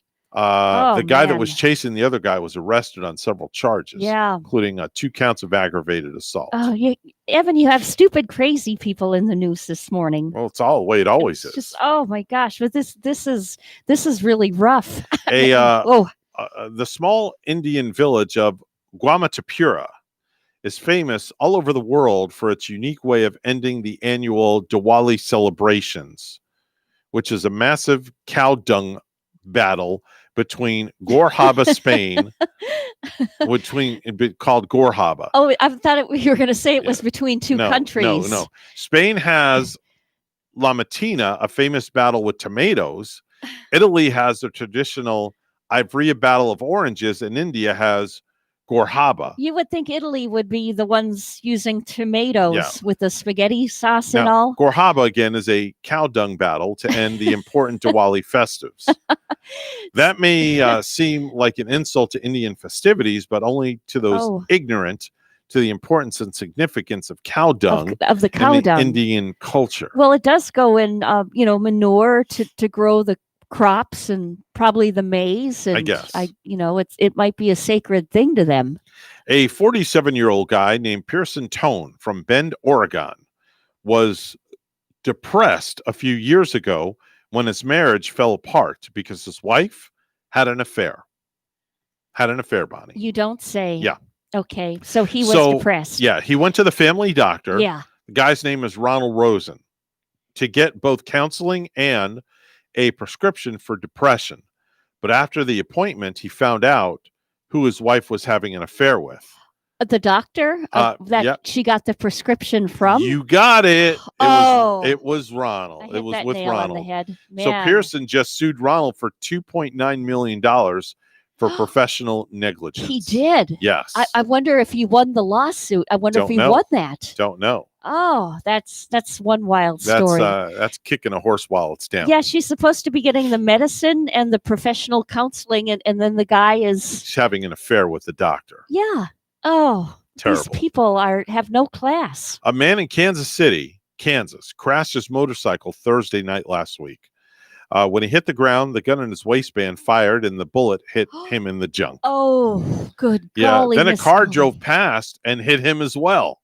Oh, So it was a 1-2 shot. yeah. He should have tried to play the lotto that day. The driver that hit him fled the scene, and somehow that's not the end of the guy's bad day. No. He was taken to the hospital with critical but non-life-threatening injuries, and when the cops searched the scene, they found the guy had a bag of meth on him. Plus, on So top now- of it, he has that hospital bill. Yeah, and he's facing charges for everything else. He had a very bad day. Oh, Yeah. No word on if the police found the driver who hit him. Oh, yeah. Wow. I I always look out for motorcycles, for motorcyclists. If I see one in back of me, I take just extra precaution, Mhm. to give myself the distance, not step on the brakes too fast, Right. to give them space. So Whether they're wearing a helmet or not, I always try to do that. that's your stupid news for a Monday, and it always seems like Mondays have There's the more of it. They Like have the worst stupid news people with wild weekends. that's out there. Wild weekends is an understatement. Yeah. Hopefully, you don't have any wild weekends that we know about, Bonnie. Oh no. No, because then I would have to talk about you in my stupid news. Mine have been pretty tame Have they? lately. Yeah. Okay. Just Now wanna that I make sure. reached this golden age that I'm at, Golden age. Yeah. What are you talking there's about? not going to golden be age? any more rough What, and wild You hit stuff. 30 years old, and happening. that's a golden age. Come on. oh, know. oh, you're too kind. Well, 30 is a golden age, and you're not a day over 30. You're so too kind with the guessing over there, young whippersnapper. I'm not guessing. I'm telling the truth. I'm telling the God's honest truth. You're not a day over 30. Well, For I- those that are trying to I visualize. feel like not a day over 30, which is a fortunate thing. But Okay. Well, those that are trying to visualize what Bonnie looks like and how old she is, maybe we'll let everybody in on the secret one day. one day, maybe Just one day. maybe on the up and coming birthday, All right. which is a while from now. From fake news to real news, it's 7:46. Let's go to the news desk, and here she is once again. Here's Bonnie. Thank you, Evan. A 37-year-old man shot last month in an apparent dispute over a romantic conflict died on Thursday in a case that remains under investigation. Caleb Joseph McLeod of Port St. Lucie has been hospitalized since the November 8 incident at an address in the 500 block of Northwest Placid Avenue. McLeod died at Lawnwood Regional Medical Center and Heart Institute in Fort Pierce, and Sergeant Keith Boehm, police spokesperson, said, "This seems to be a dispute over romantic conflict." When asked about what may have preceded the shooting, Boehm said charges have not been filed in connection with the death. Police declined to release further information. The U.S. Coast Guard says a man went missing after falling into the water after a dinner cruise ship in the Gulf Coast in Florida. The agency said Saturday that Joel Henderson, age 37, was not wearing a life jacket when he fell from the Captain JP boat late Friday. The company JC Cruises says Captain JP is a 475-passenger paddle wheel boat that tours the scenic Caloosahatchee River in Fort Myers. The company did not immediately respond to requests for comments on Sunday. Coast Guard crews searched for more than 11 hours in the waters before suspending the search. They received help from agencies such as the Florida Fish and Wildlife Conservation Commission, the Fort Myers Beach Police, and the Lee County Sheriff's Office. Dogs enjoyed frolicking at the 7th annual Santa Paws Holiday Pooch Plunge on Saturday at Sailfish Splash Water Park in Stewart. Here's WPTV's Ryan Hughes. Well, it was all about fun and frolicking at the 7th annual Santa Paws Holiday Pooch Plunge today. This happening at Sailfish Splash Water Park. The park was open to dogs of all sizes and breeds as part of a fundraiser for the Humane Society of the Treasure Coast. Visitors also brought donations for the House of Hope. The event was also an opportunity for the four-legged pooches to swim, jump, fetch, and of course, make some new friends before the facility closes for the winter. Businesses in one Central Florida county can now be fined thousands of dollars for violating coronavirus safety guidelines such as social distancing. Orange County Mayor Jerry Demings says the goal of his executive order is to send a tough message to those he calls bad actors. I call them bad actors because these are the ones who act like they care about the personal safety of others, when in fact, they only care about their bottom line. They put profit over people. The fines will be levied by law enforcement and code enforcement. And lastly, David Lander, a.k.a. Squiggy from Laverne and Shirley, passed away on Friday at the age of 73. He died of complications from multiple sclerosis. He was first diagnosed in 1984, but didn't make it public until 1999. David Lander passed away on Friday at the age of 73. Known best for playing Andrew Squiggy Squigman on Laverne and Shirley.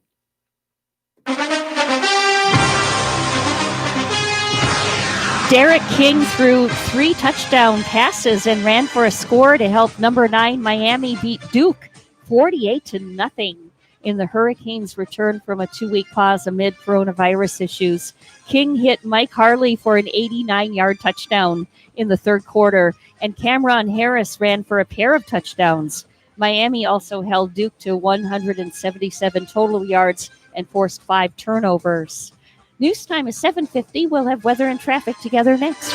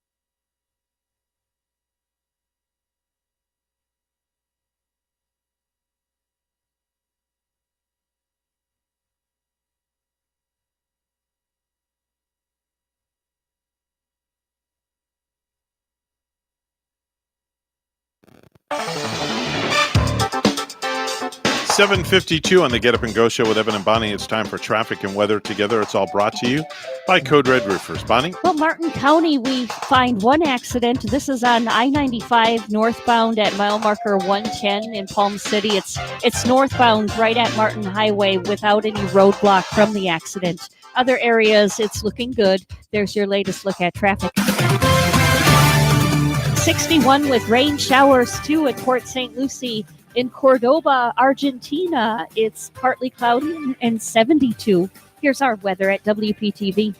Happy Monday, my sunshines. Numerous showers expected for the morning drive with temperatures in the mid-60s. This afternoon, highs reaching the mid-70s, cloudy skies and isolated showers possible as a cold front moves down the area, clearing skies into the night with temperatures cooling off quickly. Tomorrow, the cooler weather returns. Morning temperatures starting off in the mid-40s. Highs tomorrow only reaching the mid-60s. Sunny skies and low humidity. Wednesday will be even cooler during the morning. Temperatures in the low 40s. Highs reaching the mid-60s. Sunny skies and no rain expected. I'm WPTV First Alert Meteorologist Katya Hall on WSTU AM 1450, Martin County's Heritage Station.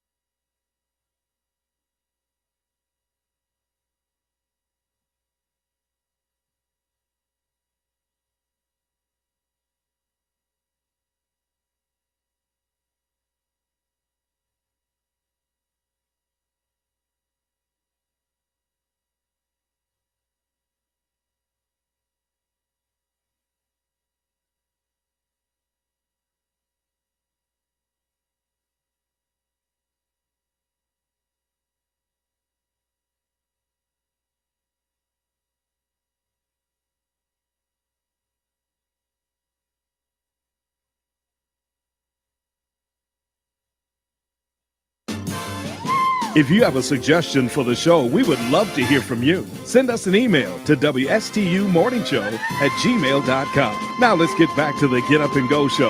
Here's Evan and Bonnie. 7:57 on the Get Up and Go show with Evan and Bonnie. And Bonnie, I guess I won the bet.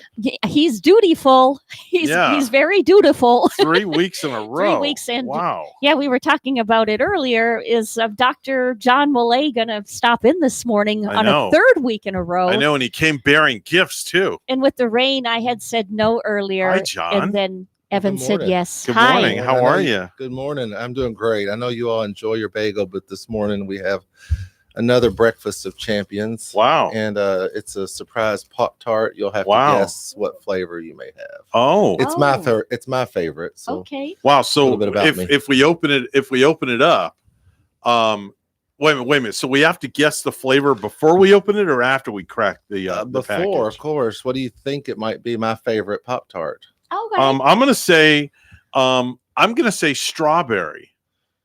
Bonnie, what do you I'm think? gonna say blueberry cinnamon, like a mixed. Yeah, well, you're kind of close with the strawberry frosted cherry. So Oh wow. Okay, there we go. best ever. Frosted cherry. Frosted cherry. Very Try nice. to balance it with this little protein shake here. There but we I can't go. Be the best, but All right. they are good. Well, there's my frosted cherry, and in my cooler back there is my cookies and cream Pop-Tart. There you go. So that's going to be a great combination for today. Brown sugar is great too. That's Man, really just get all sugared up.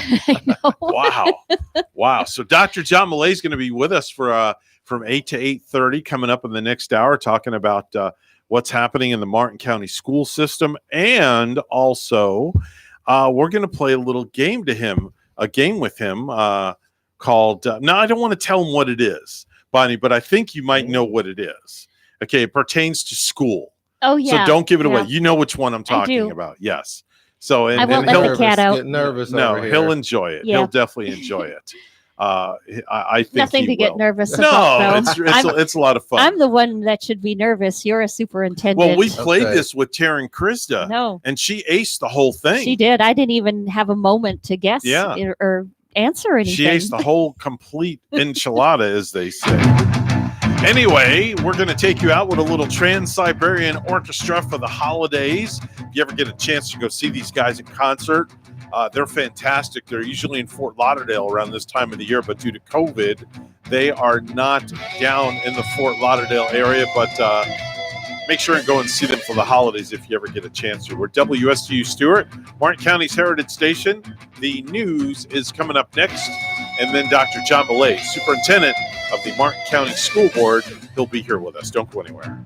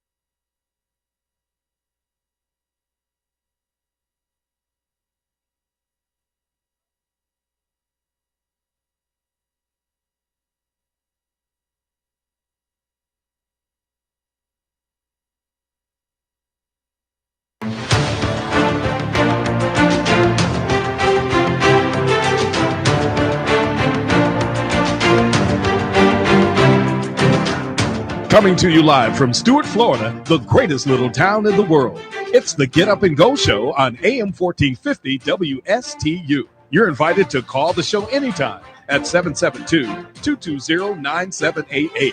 And now, broadcasting live from their palatial studios, here are your hosts, Evan and Bonnie.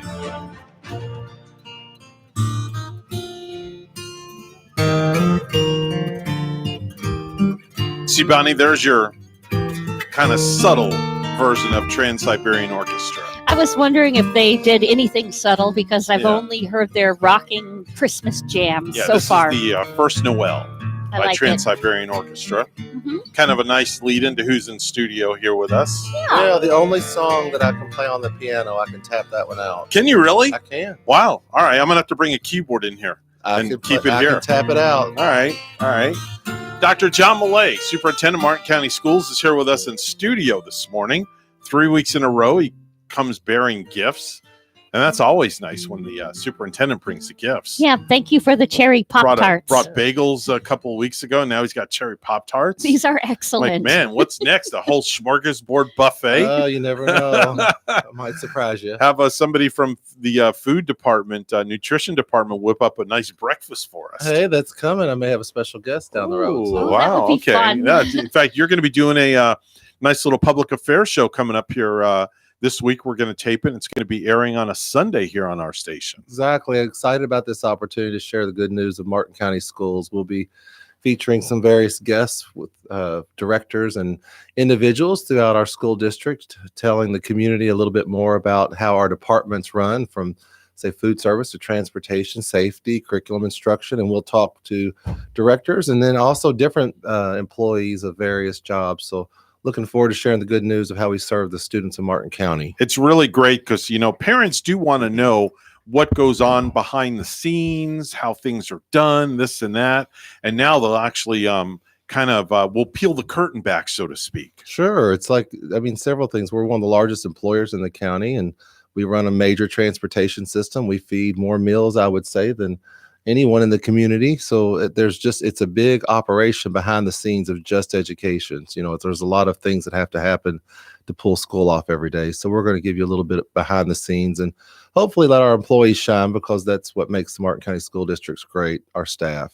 Totally agree. Oh, that's why we're surprised seeing you here once again for a third Monday straight, because he's busy. He's all over the place. Monday has to be the busiest day for you too. And it's busy. I'm sitting here. You saw me right when anytime off. I'm texting usually my secretary. We're lining something up. But with that phone, you're in the car. You can do the hands free. You can kind of keep things going when you're sitting waiting. I'm also always taking care of emails or a call. You just don't waste any minute. You make the most of all the time.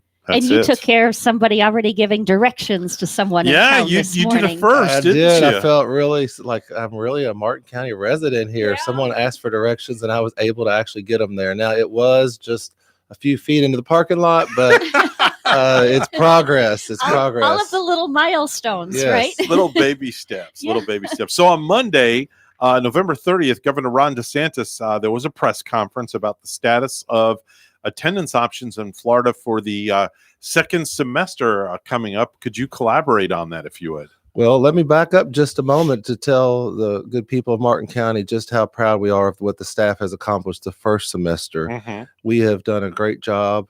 Kudos out to the staff for their hard work on meeting with our students, keeping that education process going. And the governor has issued this information along with the commissioner, emphasizing that schools are safe places for students. Keeping students in school is the way to go. That's the message from the Department of Education and our governor, and that closing school is not necessarily a risk mitigation strategy for the virus. So we are being very safe, precautious. We take it very seriously. We're also able to give kids what they need, which is a great education. Now, the governor, has said that schools are going to remain open full time with in-person instruction. Exactly. Throughout the 67 counties of Florida, instruction looks a bit different. I'd like to give a pat on the back to all the staff and administration and our Board of Education. It was not an easy decision, but they really have chosen the best decision, because we know having that teacher in front of those kids 5 days a week, Martin County looks a bit different than maybe most of the counties in Florida. Some were doing less face-to-face and different things like that. So the teachers just picked up and doing synchronous learning. So while they're in their classroom, they have the cameras on, they're teaching their students at home, and that was not easy to figure out, but they did it quickly, and they're doing a great job.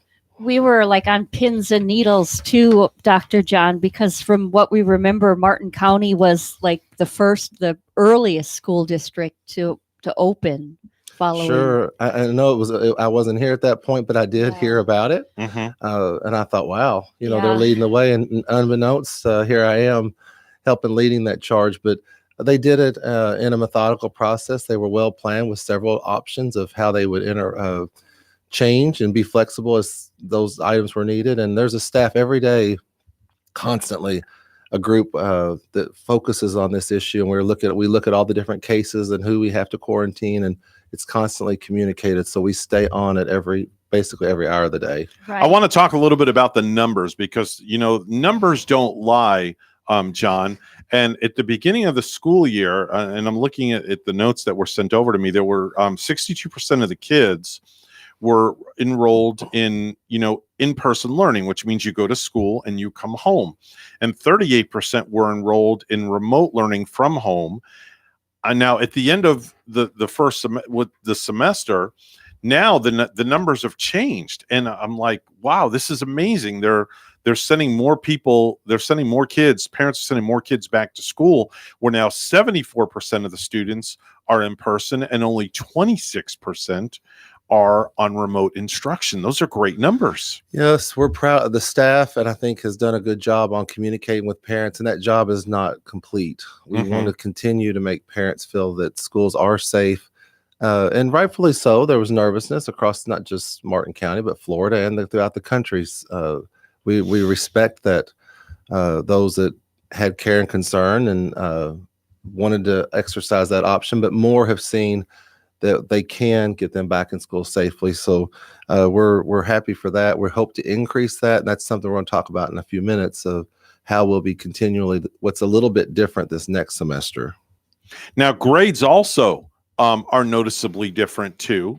It's an uptick of a higher grade when you're in person, where opposed to learning remotely. I notice where the in-person in school would get a B, and then the person learning from home would get a C.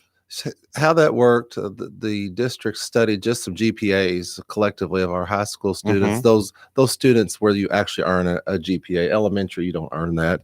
But they basically looked at comparing semesters of where our students were at fixed points, and the ones that have been in here, that comparing it, those that have been in here versus remote, there were several points differences, and it was on that cut mark of a BC. So it makes a difference. And, practically speaking, I've shared this. I know our teachers have been asked to be, and they're just good teachers are flexible. I know they've given a little bit benefit of the doubt. Sometimes they've allowed some things, with everything going on, they probably have been a little easier at times for those students that are at home that couldn't get something done just through technology, turning things in. So while that shows a difference, I think it's probably even greater in reality. And I'm more concerned about anytime you do an average of a number, you have those that are above the average and below the average. So when we look at those students, remote learners that are on the low end of that average, those are the students I want to make sure we're reaching and pushing. Those are vulnerable, and we need to make sure we're helping them. Now, here's something that I kind of take personally, even though my son is not in the Martin County school system. He's in the St. Lucie County school system. My son does better with in-person learning because of being ADD and ADHD. He needs to have that teacher in front of him. We gave him the option of whatever he wanted to do, and he chose to go in person. And he's been getting A's and B's. His grades have been phenomenal. And I'm blown away by this. Well, what we've learned with this outside of COVID, there's been maybe some positive things that we've learned. One, teachers' technology skills as far as using online instruction and live, it's dramatically has increased. Overall, most kids we've learned that they do a little bit better when they are in school. They have that teacher that reminder, that social norm going on in the classroom. But we've also learned that there are some exceptions out there that some kids, depending on their unique situation, they've done pretty well on remote. So we're looking at all options, but overall we know that kids are, as the majority of this community, they are better served in school, and we can keep up with. It's not just the grade; it's that overall social emotional learning process, being able to interact with your peers, have normacy in the day, and then all of our working parents that are having to move on with their life and childcare is hard to figure out. So there are many issues. There's not just one measure. You know, you mentioned like with the peers too, and I think sometimes, like you mentioned, even being in the classroom, you can even learn from fellow students, not only the teacher, but all of that interaction going on. Sure, it's about relationships. You know, we all know what those mean. Here we're at a part of the holiday season where we celebrate relationships, people we haven't seen. Well, many of our kids have not been in this school setting since last March. If they've been in a remote environment, not as many as most districts out there. Martin County, I think, is kind of leading the way on this, but it makes a big difference. We go to school for that good education, but when we look back on what made schooling great, it was more than just that academic piece. It was all those life lessons along the way, the friendships, very important, I think. Yes. Something that shouldn't be lost, really. Yes. I'll attest to that also, because I know that last year when they started going to remote learning, my son Gavin was he couldn't do it. It wasn't for him. He tried it. He didn't like it. It wasn't for him. Now, I know that, with the governor's emergency order directing the school districts to identify students who are not making adequate progress in a remote setting, they're asking that the kids possibly return to the classroom. How is that being handled? Well, you've nailed the biggest difference, Evan, in where we've been and where we're going the next semester. Now, Martin County staff have been reaching out the entire time to those students who have not, to all students, regardless of their progress. They've been making sure they're working, moving forward. But there have been students that have not done as well, of course. And the mandate from the governor is he wants more. So we are continuing we've done what's called progress monitoring measures, which are basically assessments that we do across the district at different times to see how kids are going. All students take those. So students that aren't making on many measures adequate progress moving forward, we're going to be following up on them and having conversations based on the governor's order to try to get them back in school. The parent has some final autonomy there, but I like to think, as a parent myself of 3, and all of you all that have kids you love in school, and I know every parent wants to make the very best decision. So I'd like to think that if some continue to struggle, we show some data, we can then partner with them to ensure a safe transition to school. Yeah. And if I were like a parent, I would be considering that, well, gee, now my son went from a B to a C and from remote learning to being in school. As that parent, I'd probably consider maybe you need to get back in school. Right. And even if the data, so we won't get hung up on just one measure of success, we practically speaking, they're just probably not being the very best they can be. And that's what's important, practically speaking, that we want students push that normacy of the school day, the interaction. There's just a lot to it. The statewide assessments are going to be resuming in spring, and these have to be done in person. True. And it's good for the people of Martin County, our families and community. When we talk about assessment, that's a sticky topic right now. Should any states or education institutions be testing in the spring across the country? We want our community to know that that's a state level decision. We will, of course, abide by that because state testing, we operate off state funding. So parents do need to know that the schooling that we're coming to every day, that what's going on, there will be a measure. There is going to be that final measure in the spring. Now, how the governor uses that in the Department of Education, we know how they've traditionally used it and what it's meant. But we know for sure there was a lot of speculation. Will there be state testing? And I think that's kind of woke the state up a little bit, those that may not have been doing this as much direct instruction as we've been doing in Martin County, and though even those students that are remote, they've been getting their regular teacher via camera, via online. So while it has been a challenge and that may not always be the best, instruction has continued to move forward. And I really think, I know our teachers might be stressed about thinking in the spring taking a test, but I know we're going to fare as well or better than most. I really believe that.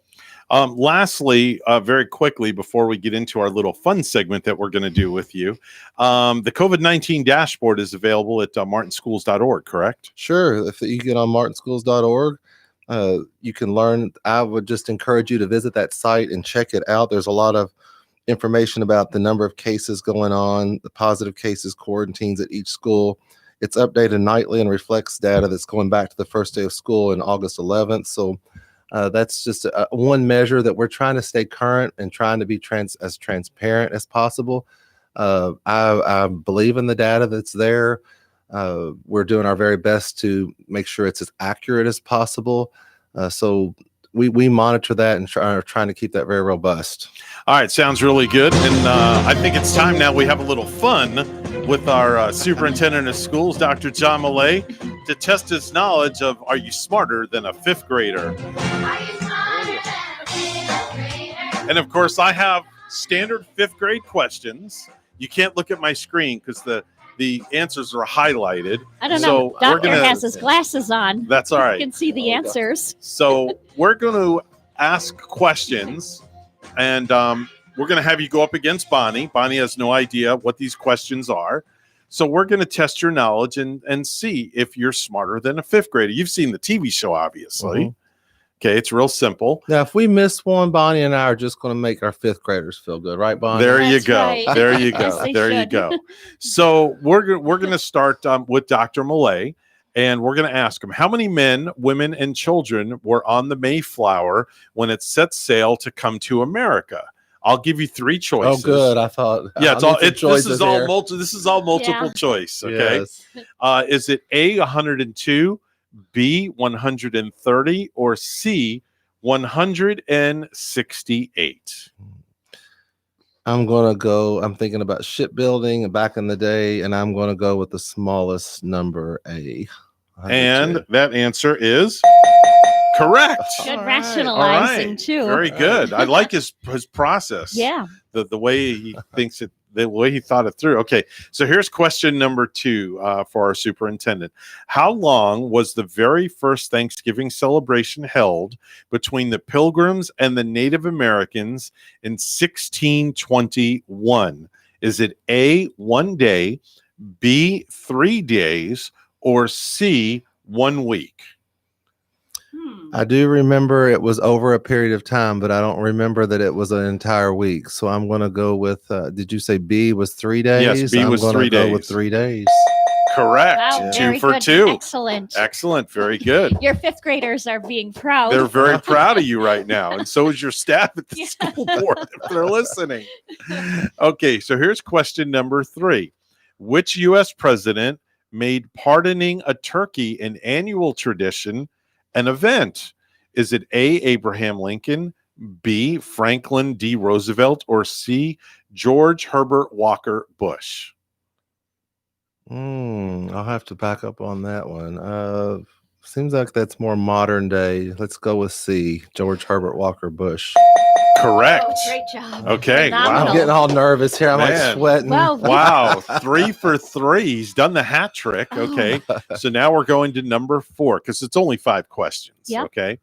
What was the name of the Native American who acted as a friend and interpreter to the Pilgrims at the first Thanksgiving? Oh, I think I have this, but I'll let you get my choices. Okay. A, Pocahontas, B, Squanto, or C, Geronimo? I'm going to say B. B Squanto is correct. Oh, I thought it was Geronimo. Okay. No, because I've never heard of Squanto. Okay. Disney would have us believe, Pocahontas. Yeah. That's a great movie. Yeah. Okay. But I remembered it was a little different than that. All right. And here's the final question. Which president made Thanksgiving a national holiday in the United States? A, George Washington, B, Thomas Jefferson, or C, Abraham Lincoln? Uh, Abraham Lincoln, because it was celebrating after the Civil War, trying to get the country to reunite. Oh, Correct. Wow, excellent. 5 for 5. That's awesome. Look at Doctor. that. Man. Big round of applause. Jeez. He and Taryn Krista, man. I Man, mean, I'm telling you, maybe we should have him and Taryn Chris, the Martin County administrator, come in and do a little 5-second rule game between the two of them. That would be fun. that would be a lot of fun to see the outcome and of Yeah. them boxing it out for position. I've gotten to meet her a few times, and she's a great person. She I've is a enjoyed great- our isn't she a conversation. great Yes, lady? She Class is. act. She sure is, and she loves Martin County. She really is. She takes care of us well. sure does. Yeah. You know, I've talked to quite a few people and about you in my passing, and you know, I tell them about you and your demeanor, and you know, I talk about how, you know, a lot of times you like to start your day at a school, whether you're in the bus loop, you're in the cafeteria in the morning, you're waving to the parents as they're coming in, and people have never heard of that before. They've never heard of a superintendent doing that before, and they like that. They like the hearing that. Well, it's just something I've tried to always incorporate, and my goal will be particularly, you know, transition the first few weeks. I've had a lot of different trainings, but I was at, I believe, JD Parker the other day, and it's just great seeing that energy of the kids walking in. All of our schools are community schools, so kids are walking up, parents are with them, parents are driving by in their cars, and some, of course, don't know who I am, but the longer I'm there, then kids ask. But it's just kind of a face and a name, and it makes us hopefully realize that, you know, we may be a larger district, but we're going to try to keep things as personable as possible. That as you grow, you know, things that I think keep you strong, to kind of keep that family closeness and getting to know people. So that's going to be a real effort of mine in the coming years, to connect maybe our district office and our schools even closer. You know, we have many administrators there and staff that have worked at the schools, but often when you go to the district office, you're busy with the district work. So we just want to make sure that sometimes that physical connection's there. That, Yeah. It sounds like you're really going to bring up a big morale there with people that are employed by the school district too. Well, it's good energy in the morning. You know, in the mornings, once you get to school, not when kids get out of bed, but once they're going into school, Yeah. when they know they're going to see their friends, they're usually smiling. They have that energy. They're going to have a good breakfast. So it's kind of nice to have that wave, that short visit, and then we move on. Waking them up and give them a few of your Pop-Tarts. Yeah. It's waking There you me up go. right Maybe we here. should just get a pallet of Pop-Tarts and just Hand pass out them a out. few. That's right. There you go. There you go. Our very special guest has been Dr. John Millay. He is the superintendent of the Martin County School System. You can make sure and catch his public affairs show that'll start airing on various Sundays here on the station. We'll keep you updated on that as well. John, always a pleasure to have you in studio. We really appreciate it. Thank you. Look forward to next week. And we will definitely take a short pause for the cause. And when we come back, we're going to talk to Randy Siegel with the Space Report.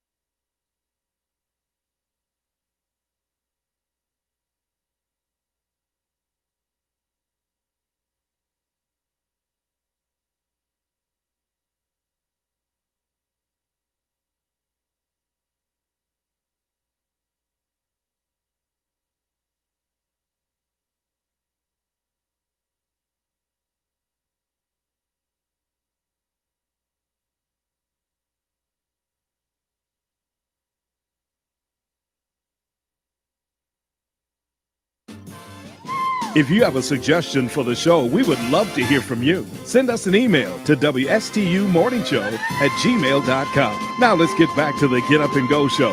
Here's Evan and Bonnie.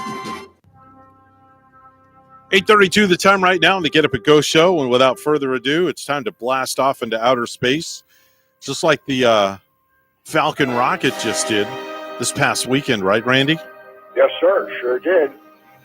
That was amazing. On that in a couple of minutes.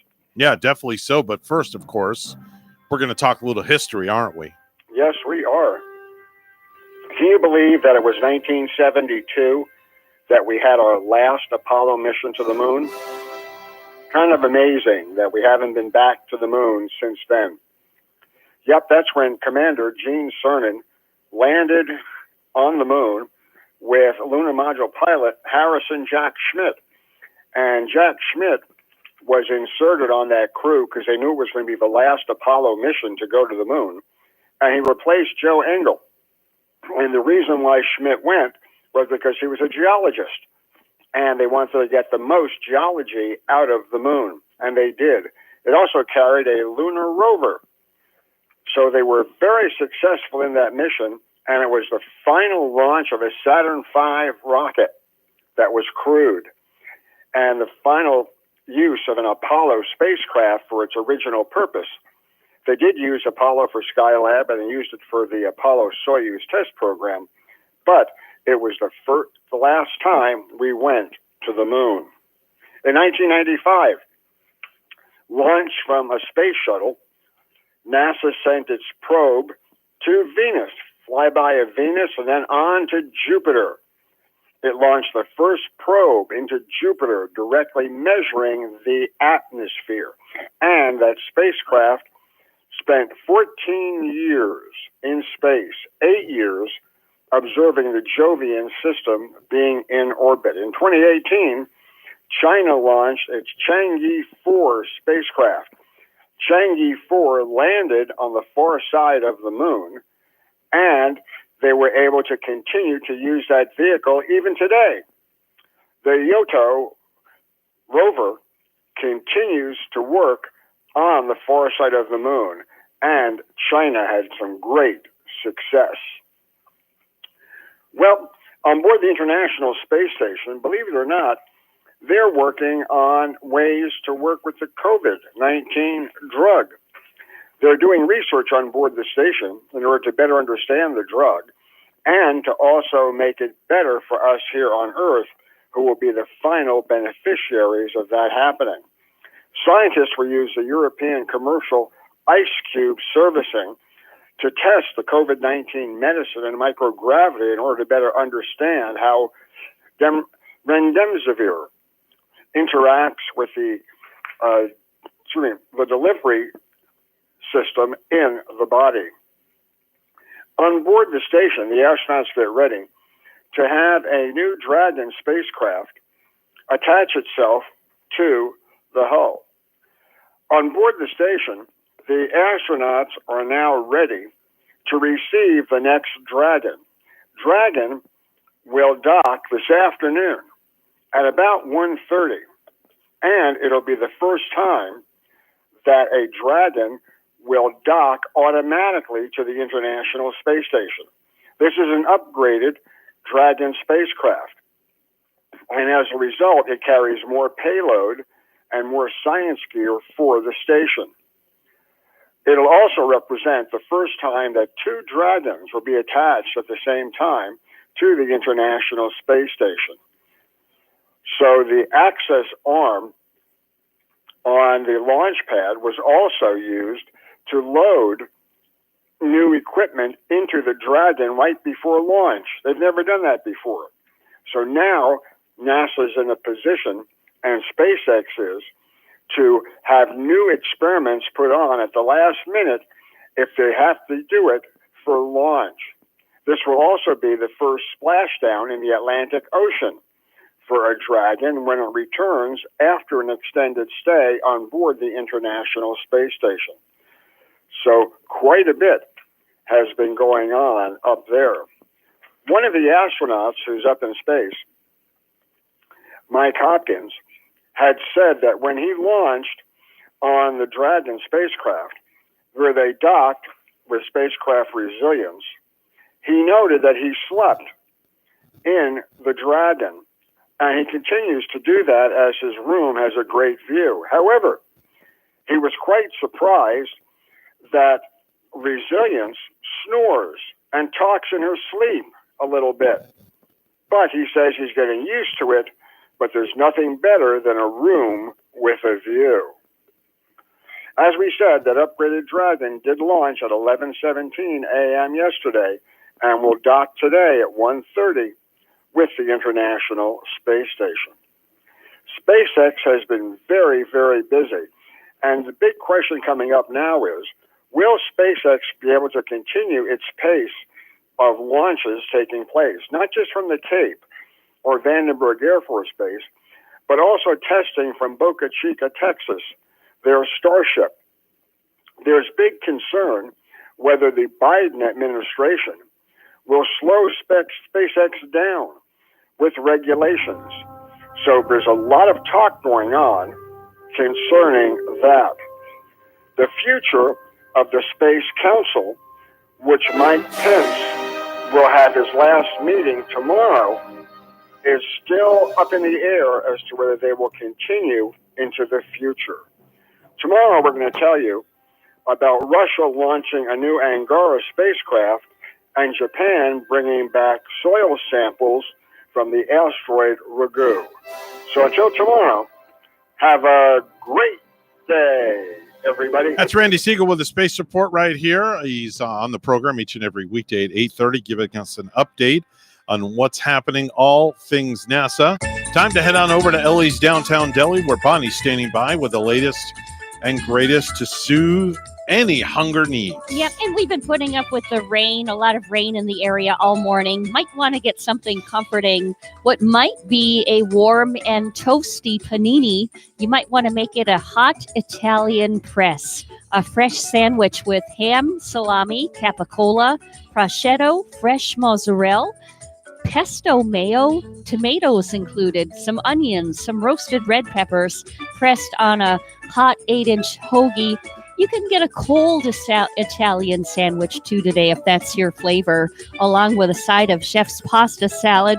Make it coconut cream pie or a slice of Oreo pie for dessert. Ellie's Downtown Deli in Stuart now has their patio back open, plus they're at 50% dining inside with a full menu for pickup or delivery.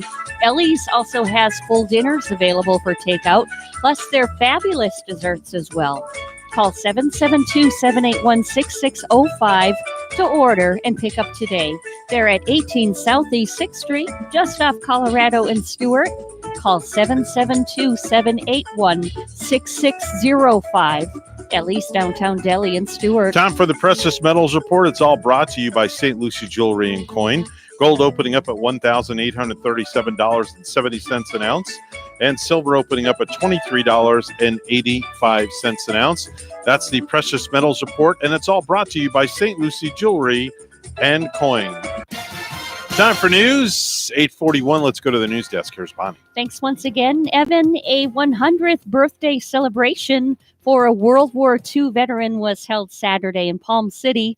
WPTV's Ryan Hughes has the story. Well, it was a celebration a century in the making for one veteran in Martin County. Happy birthday, dear Frank. Happy birthday to you. Today, Frank John Rabalski sat outside his house in Palm City as members of the American Legion Post 63 wished him a happy 100th birthday. The World War II Navy veteran who served 6.5 years as a first-class radio operator is known to many as Ski. Now, after the war, he went to Rutgers University for electrical engineering before spending 30 years for the Army in research and development.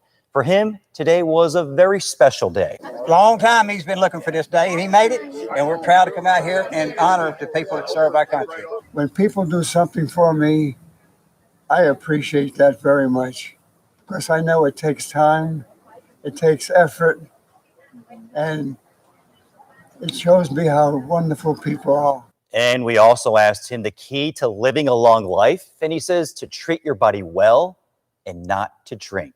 Happy birthday, sir, and thank you so much for your service. Yes, indeed. And so far in 2020, more than 500 manatees have died in Florida waters. WPTV's John Shaman has the story. Out on the Intracoastal, Lieutenant James Pike with the Village of Tequesta Police Department's Marine Unit is watching. So we got a 34 on this vessel here, so we'll be making a stop. Watching for boaters who may be endangering one of the most precious residents in Florida's waters, the manatee.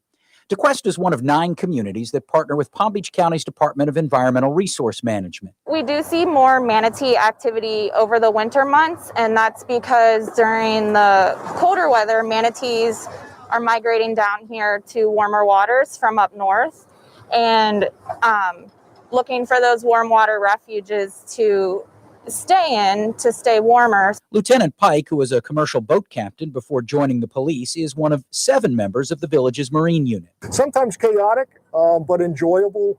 It's fun to get out and speak with the people, make contacts. When he makes contact with boaters, there is the enforcement part. We give them a card that explains your safety zones and your different definitions of the difference between idle speed, slow speed, minimum wake, or in this particular case, it's a manatee protection zone, which has a speed limit. But there's also connections to be made with younger boaters. There you go, guys.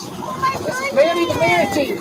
Helps us get positive contacts with the younger people on boats and make sure that, everything is a positive contact, but it also enlists them to help us slow the boaters down. They slow their parents down and tell them slow for Manny. And that slows down our area also to protect the manatee and be safe for everybody. Manatee season runs from November 15th to March 31st. You can dial star FWC from your phone to report an injured manatee. The U.S. Coast Guard says a man went missing after falling into the water from a dinner cruise ship in the Gulf Coast in Florida. The agency said Saturday that Joel Henderson, age 37, was not wearing a life jacket when he fell from the Captain JP boat late Friday. The company JC Cruises says Captain JP is a 475-passenger paddle wheel boat that tours the scenic Caloosahatchee River in Fort Myers. The company did not immediately respond to requests for comment on Sunday. Coast Guard crew searched for more than 11 hours in the waters before suspending the search. They received help from agencies such as the Florida Fish and Wildlife Conservation Commission, the Fort Myers Beach Police, and the Lee County Sheriff's Office. Lastly, Grubhub just released its list of the delivery foods that had the biggest jump in popularity this year, and they're basically all comfort foods. The top 5 foods we ordered are spicy chicken sandwiches, a chicken burrito bowl, chicken wings, waffle fries, and cold brew coffee. Philadelphia Eagles rookie Jalen Hurts replaced Carson Wentz at quarterback midway through the third quarter and nearly sparked a comeback in Sunday's 30-16 road loss to the Green Bay Packers. Hurts outperformed Wentz, finishing 5 of 12 for 109 yards with a touchdown and an interception while rushing 5 times for 29 yards. Wentz ended 6 of 15 for 79 yards and was sacked 4 times. The decision to bench Wentz and the team's uptick in play when Hurts was inserted into the lineup will only intensify the quarterback debate raging in Philadelphia. News time is 8:46. We'll have weather and traffic together next.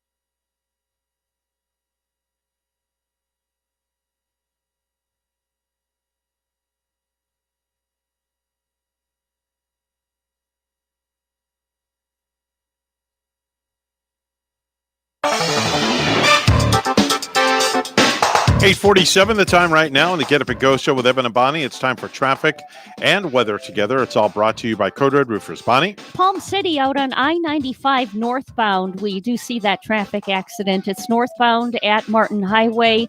There's not any roadblocks, so you shouldn't see any bit of a slowdown there. Other areas looking fine this morning. That's your latest look at traffic. And it's 61, a rain shower or two right here in Palm City.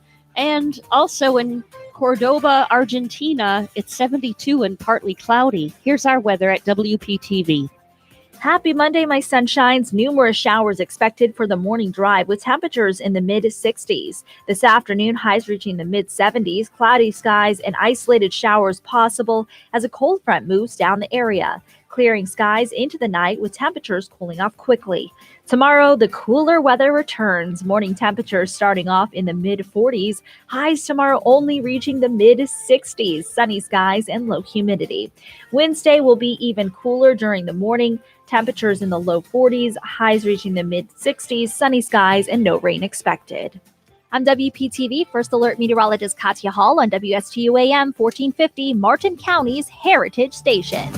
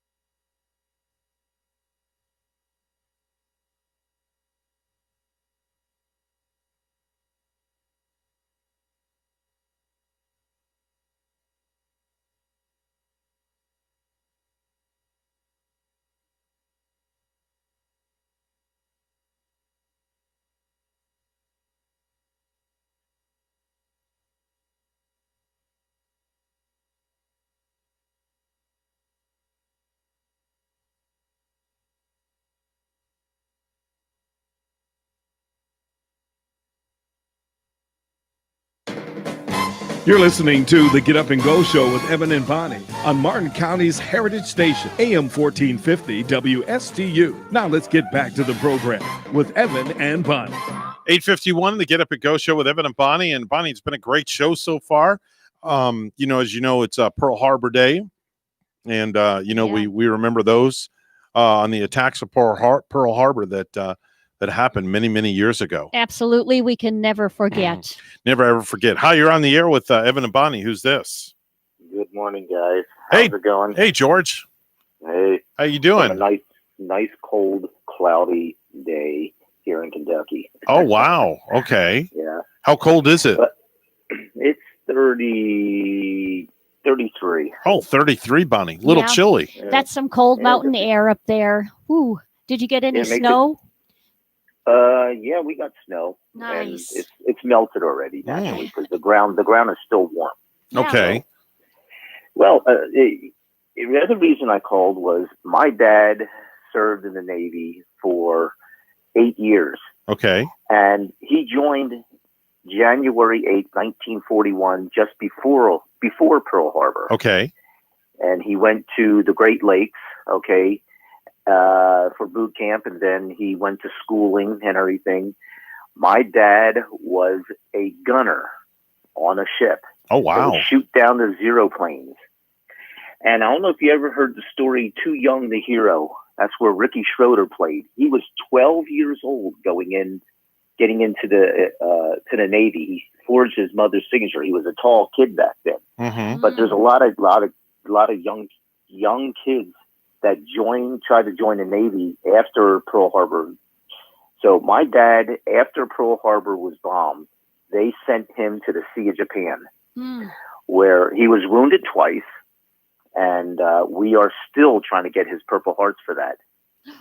Wow. The Department of Navy lost 3 years of all his documentation of the ships. My dad was on 4 ships: USS Washington, USS Benoit, USS Denver, and USS Valdez. And he was on, battleships and amphibious ships. He helped also pick up the Marines. Okay, like your, and Army, those in the Army, to get on the ships, to go back to different parts of safe haven for those who were on the islands and all that. And my father was shot there too. And but anyway, my father told some of the stories, that happened back then. It was just unbelievable. We still have my father's Navy uniform too. Wow. And James Comer, the congressman here, found out that, and which we recognized also, that my dad was awarded 10 more medals, from the Department of Navy. And we also found out his rank was wrong. They had 3 different times on the documents that his birth date was, and they had him born in 3 different states. Oh, what? Yeah. Are you serious? You got to remember, the paperwork was done by teenagers back then. Okay. And you don't have computers like they have now. And all your records are sent to the NPR in Missouri. Right. Well, their records, there's a lot of records that can't be found. And for my dad, they said what they need is an STR.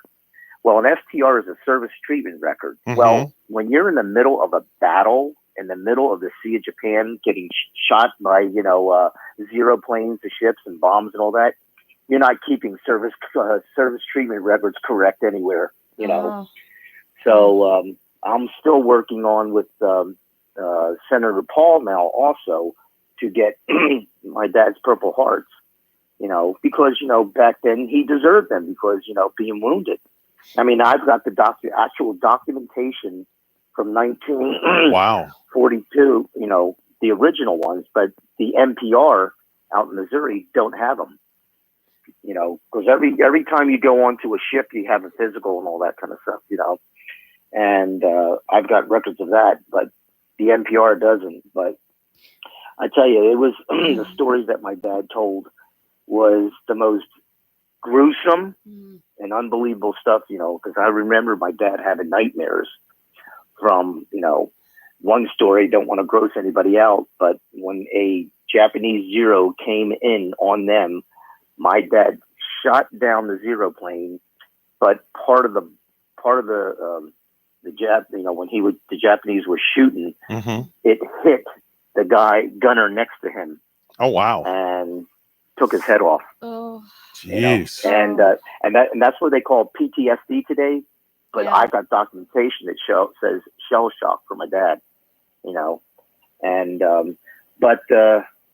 it's 69 years ago today. Next year it's going to be 70 years. Yeah, that's hard to believe. It's been that long. Yeah, it's been that long. Yeah, but you figure all those young, and I mean young people.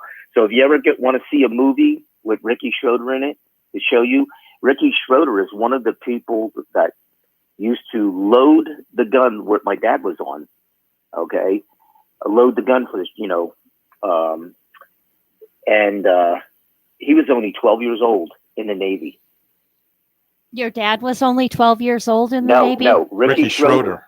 Ricky Schroeder. That's a true story. Oh, It's a Ricky true Schroeder story. in real life, or Yeah. in a movie? Ricky Schroeder No, in in the real movie, life. it's called it's called Too Young the Hero. Too Young, the Hero. Wow. You gotta watch it. You Good guys have to stuff. watch that movie. Good Yeah. stuff. So anyway, Thanks for sharing that, man. I appreciate it. Yeah, and I'm glad it sounds like you're making a little progress, George, on finding the documents for your father. Well, they'll never be found. Oh, I'm telling you right now, they'll never be found. Anybody- That's why I'm anybody fighting else right now. Do with you have the a brother or Department of Navy. sister that's helping you out too to gather Well, some information? My brother and I are doing that. I mean, I've been down to the Veterans Administration. I've been working with congressmen, senators, Yeah. and everything.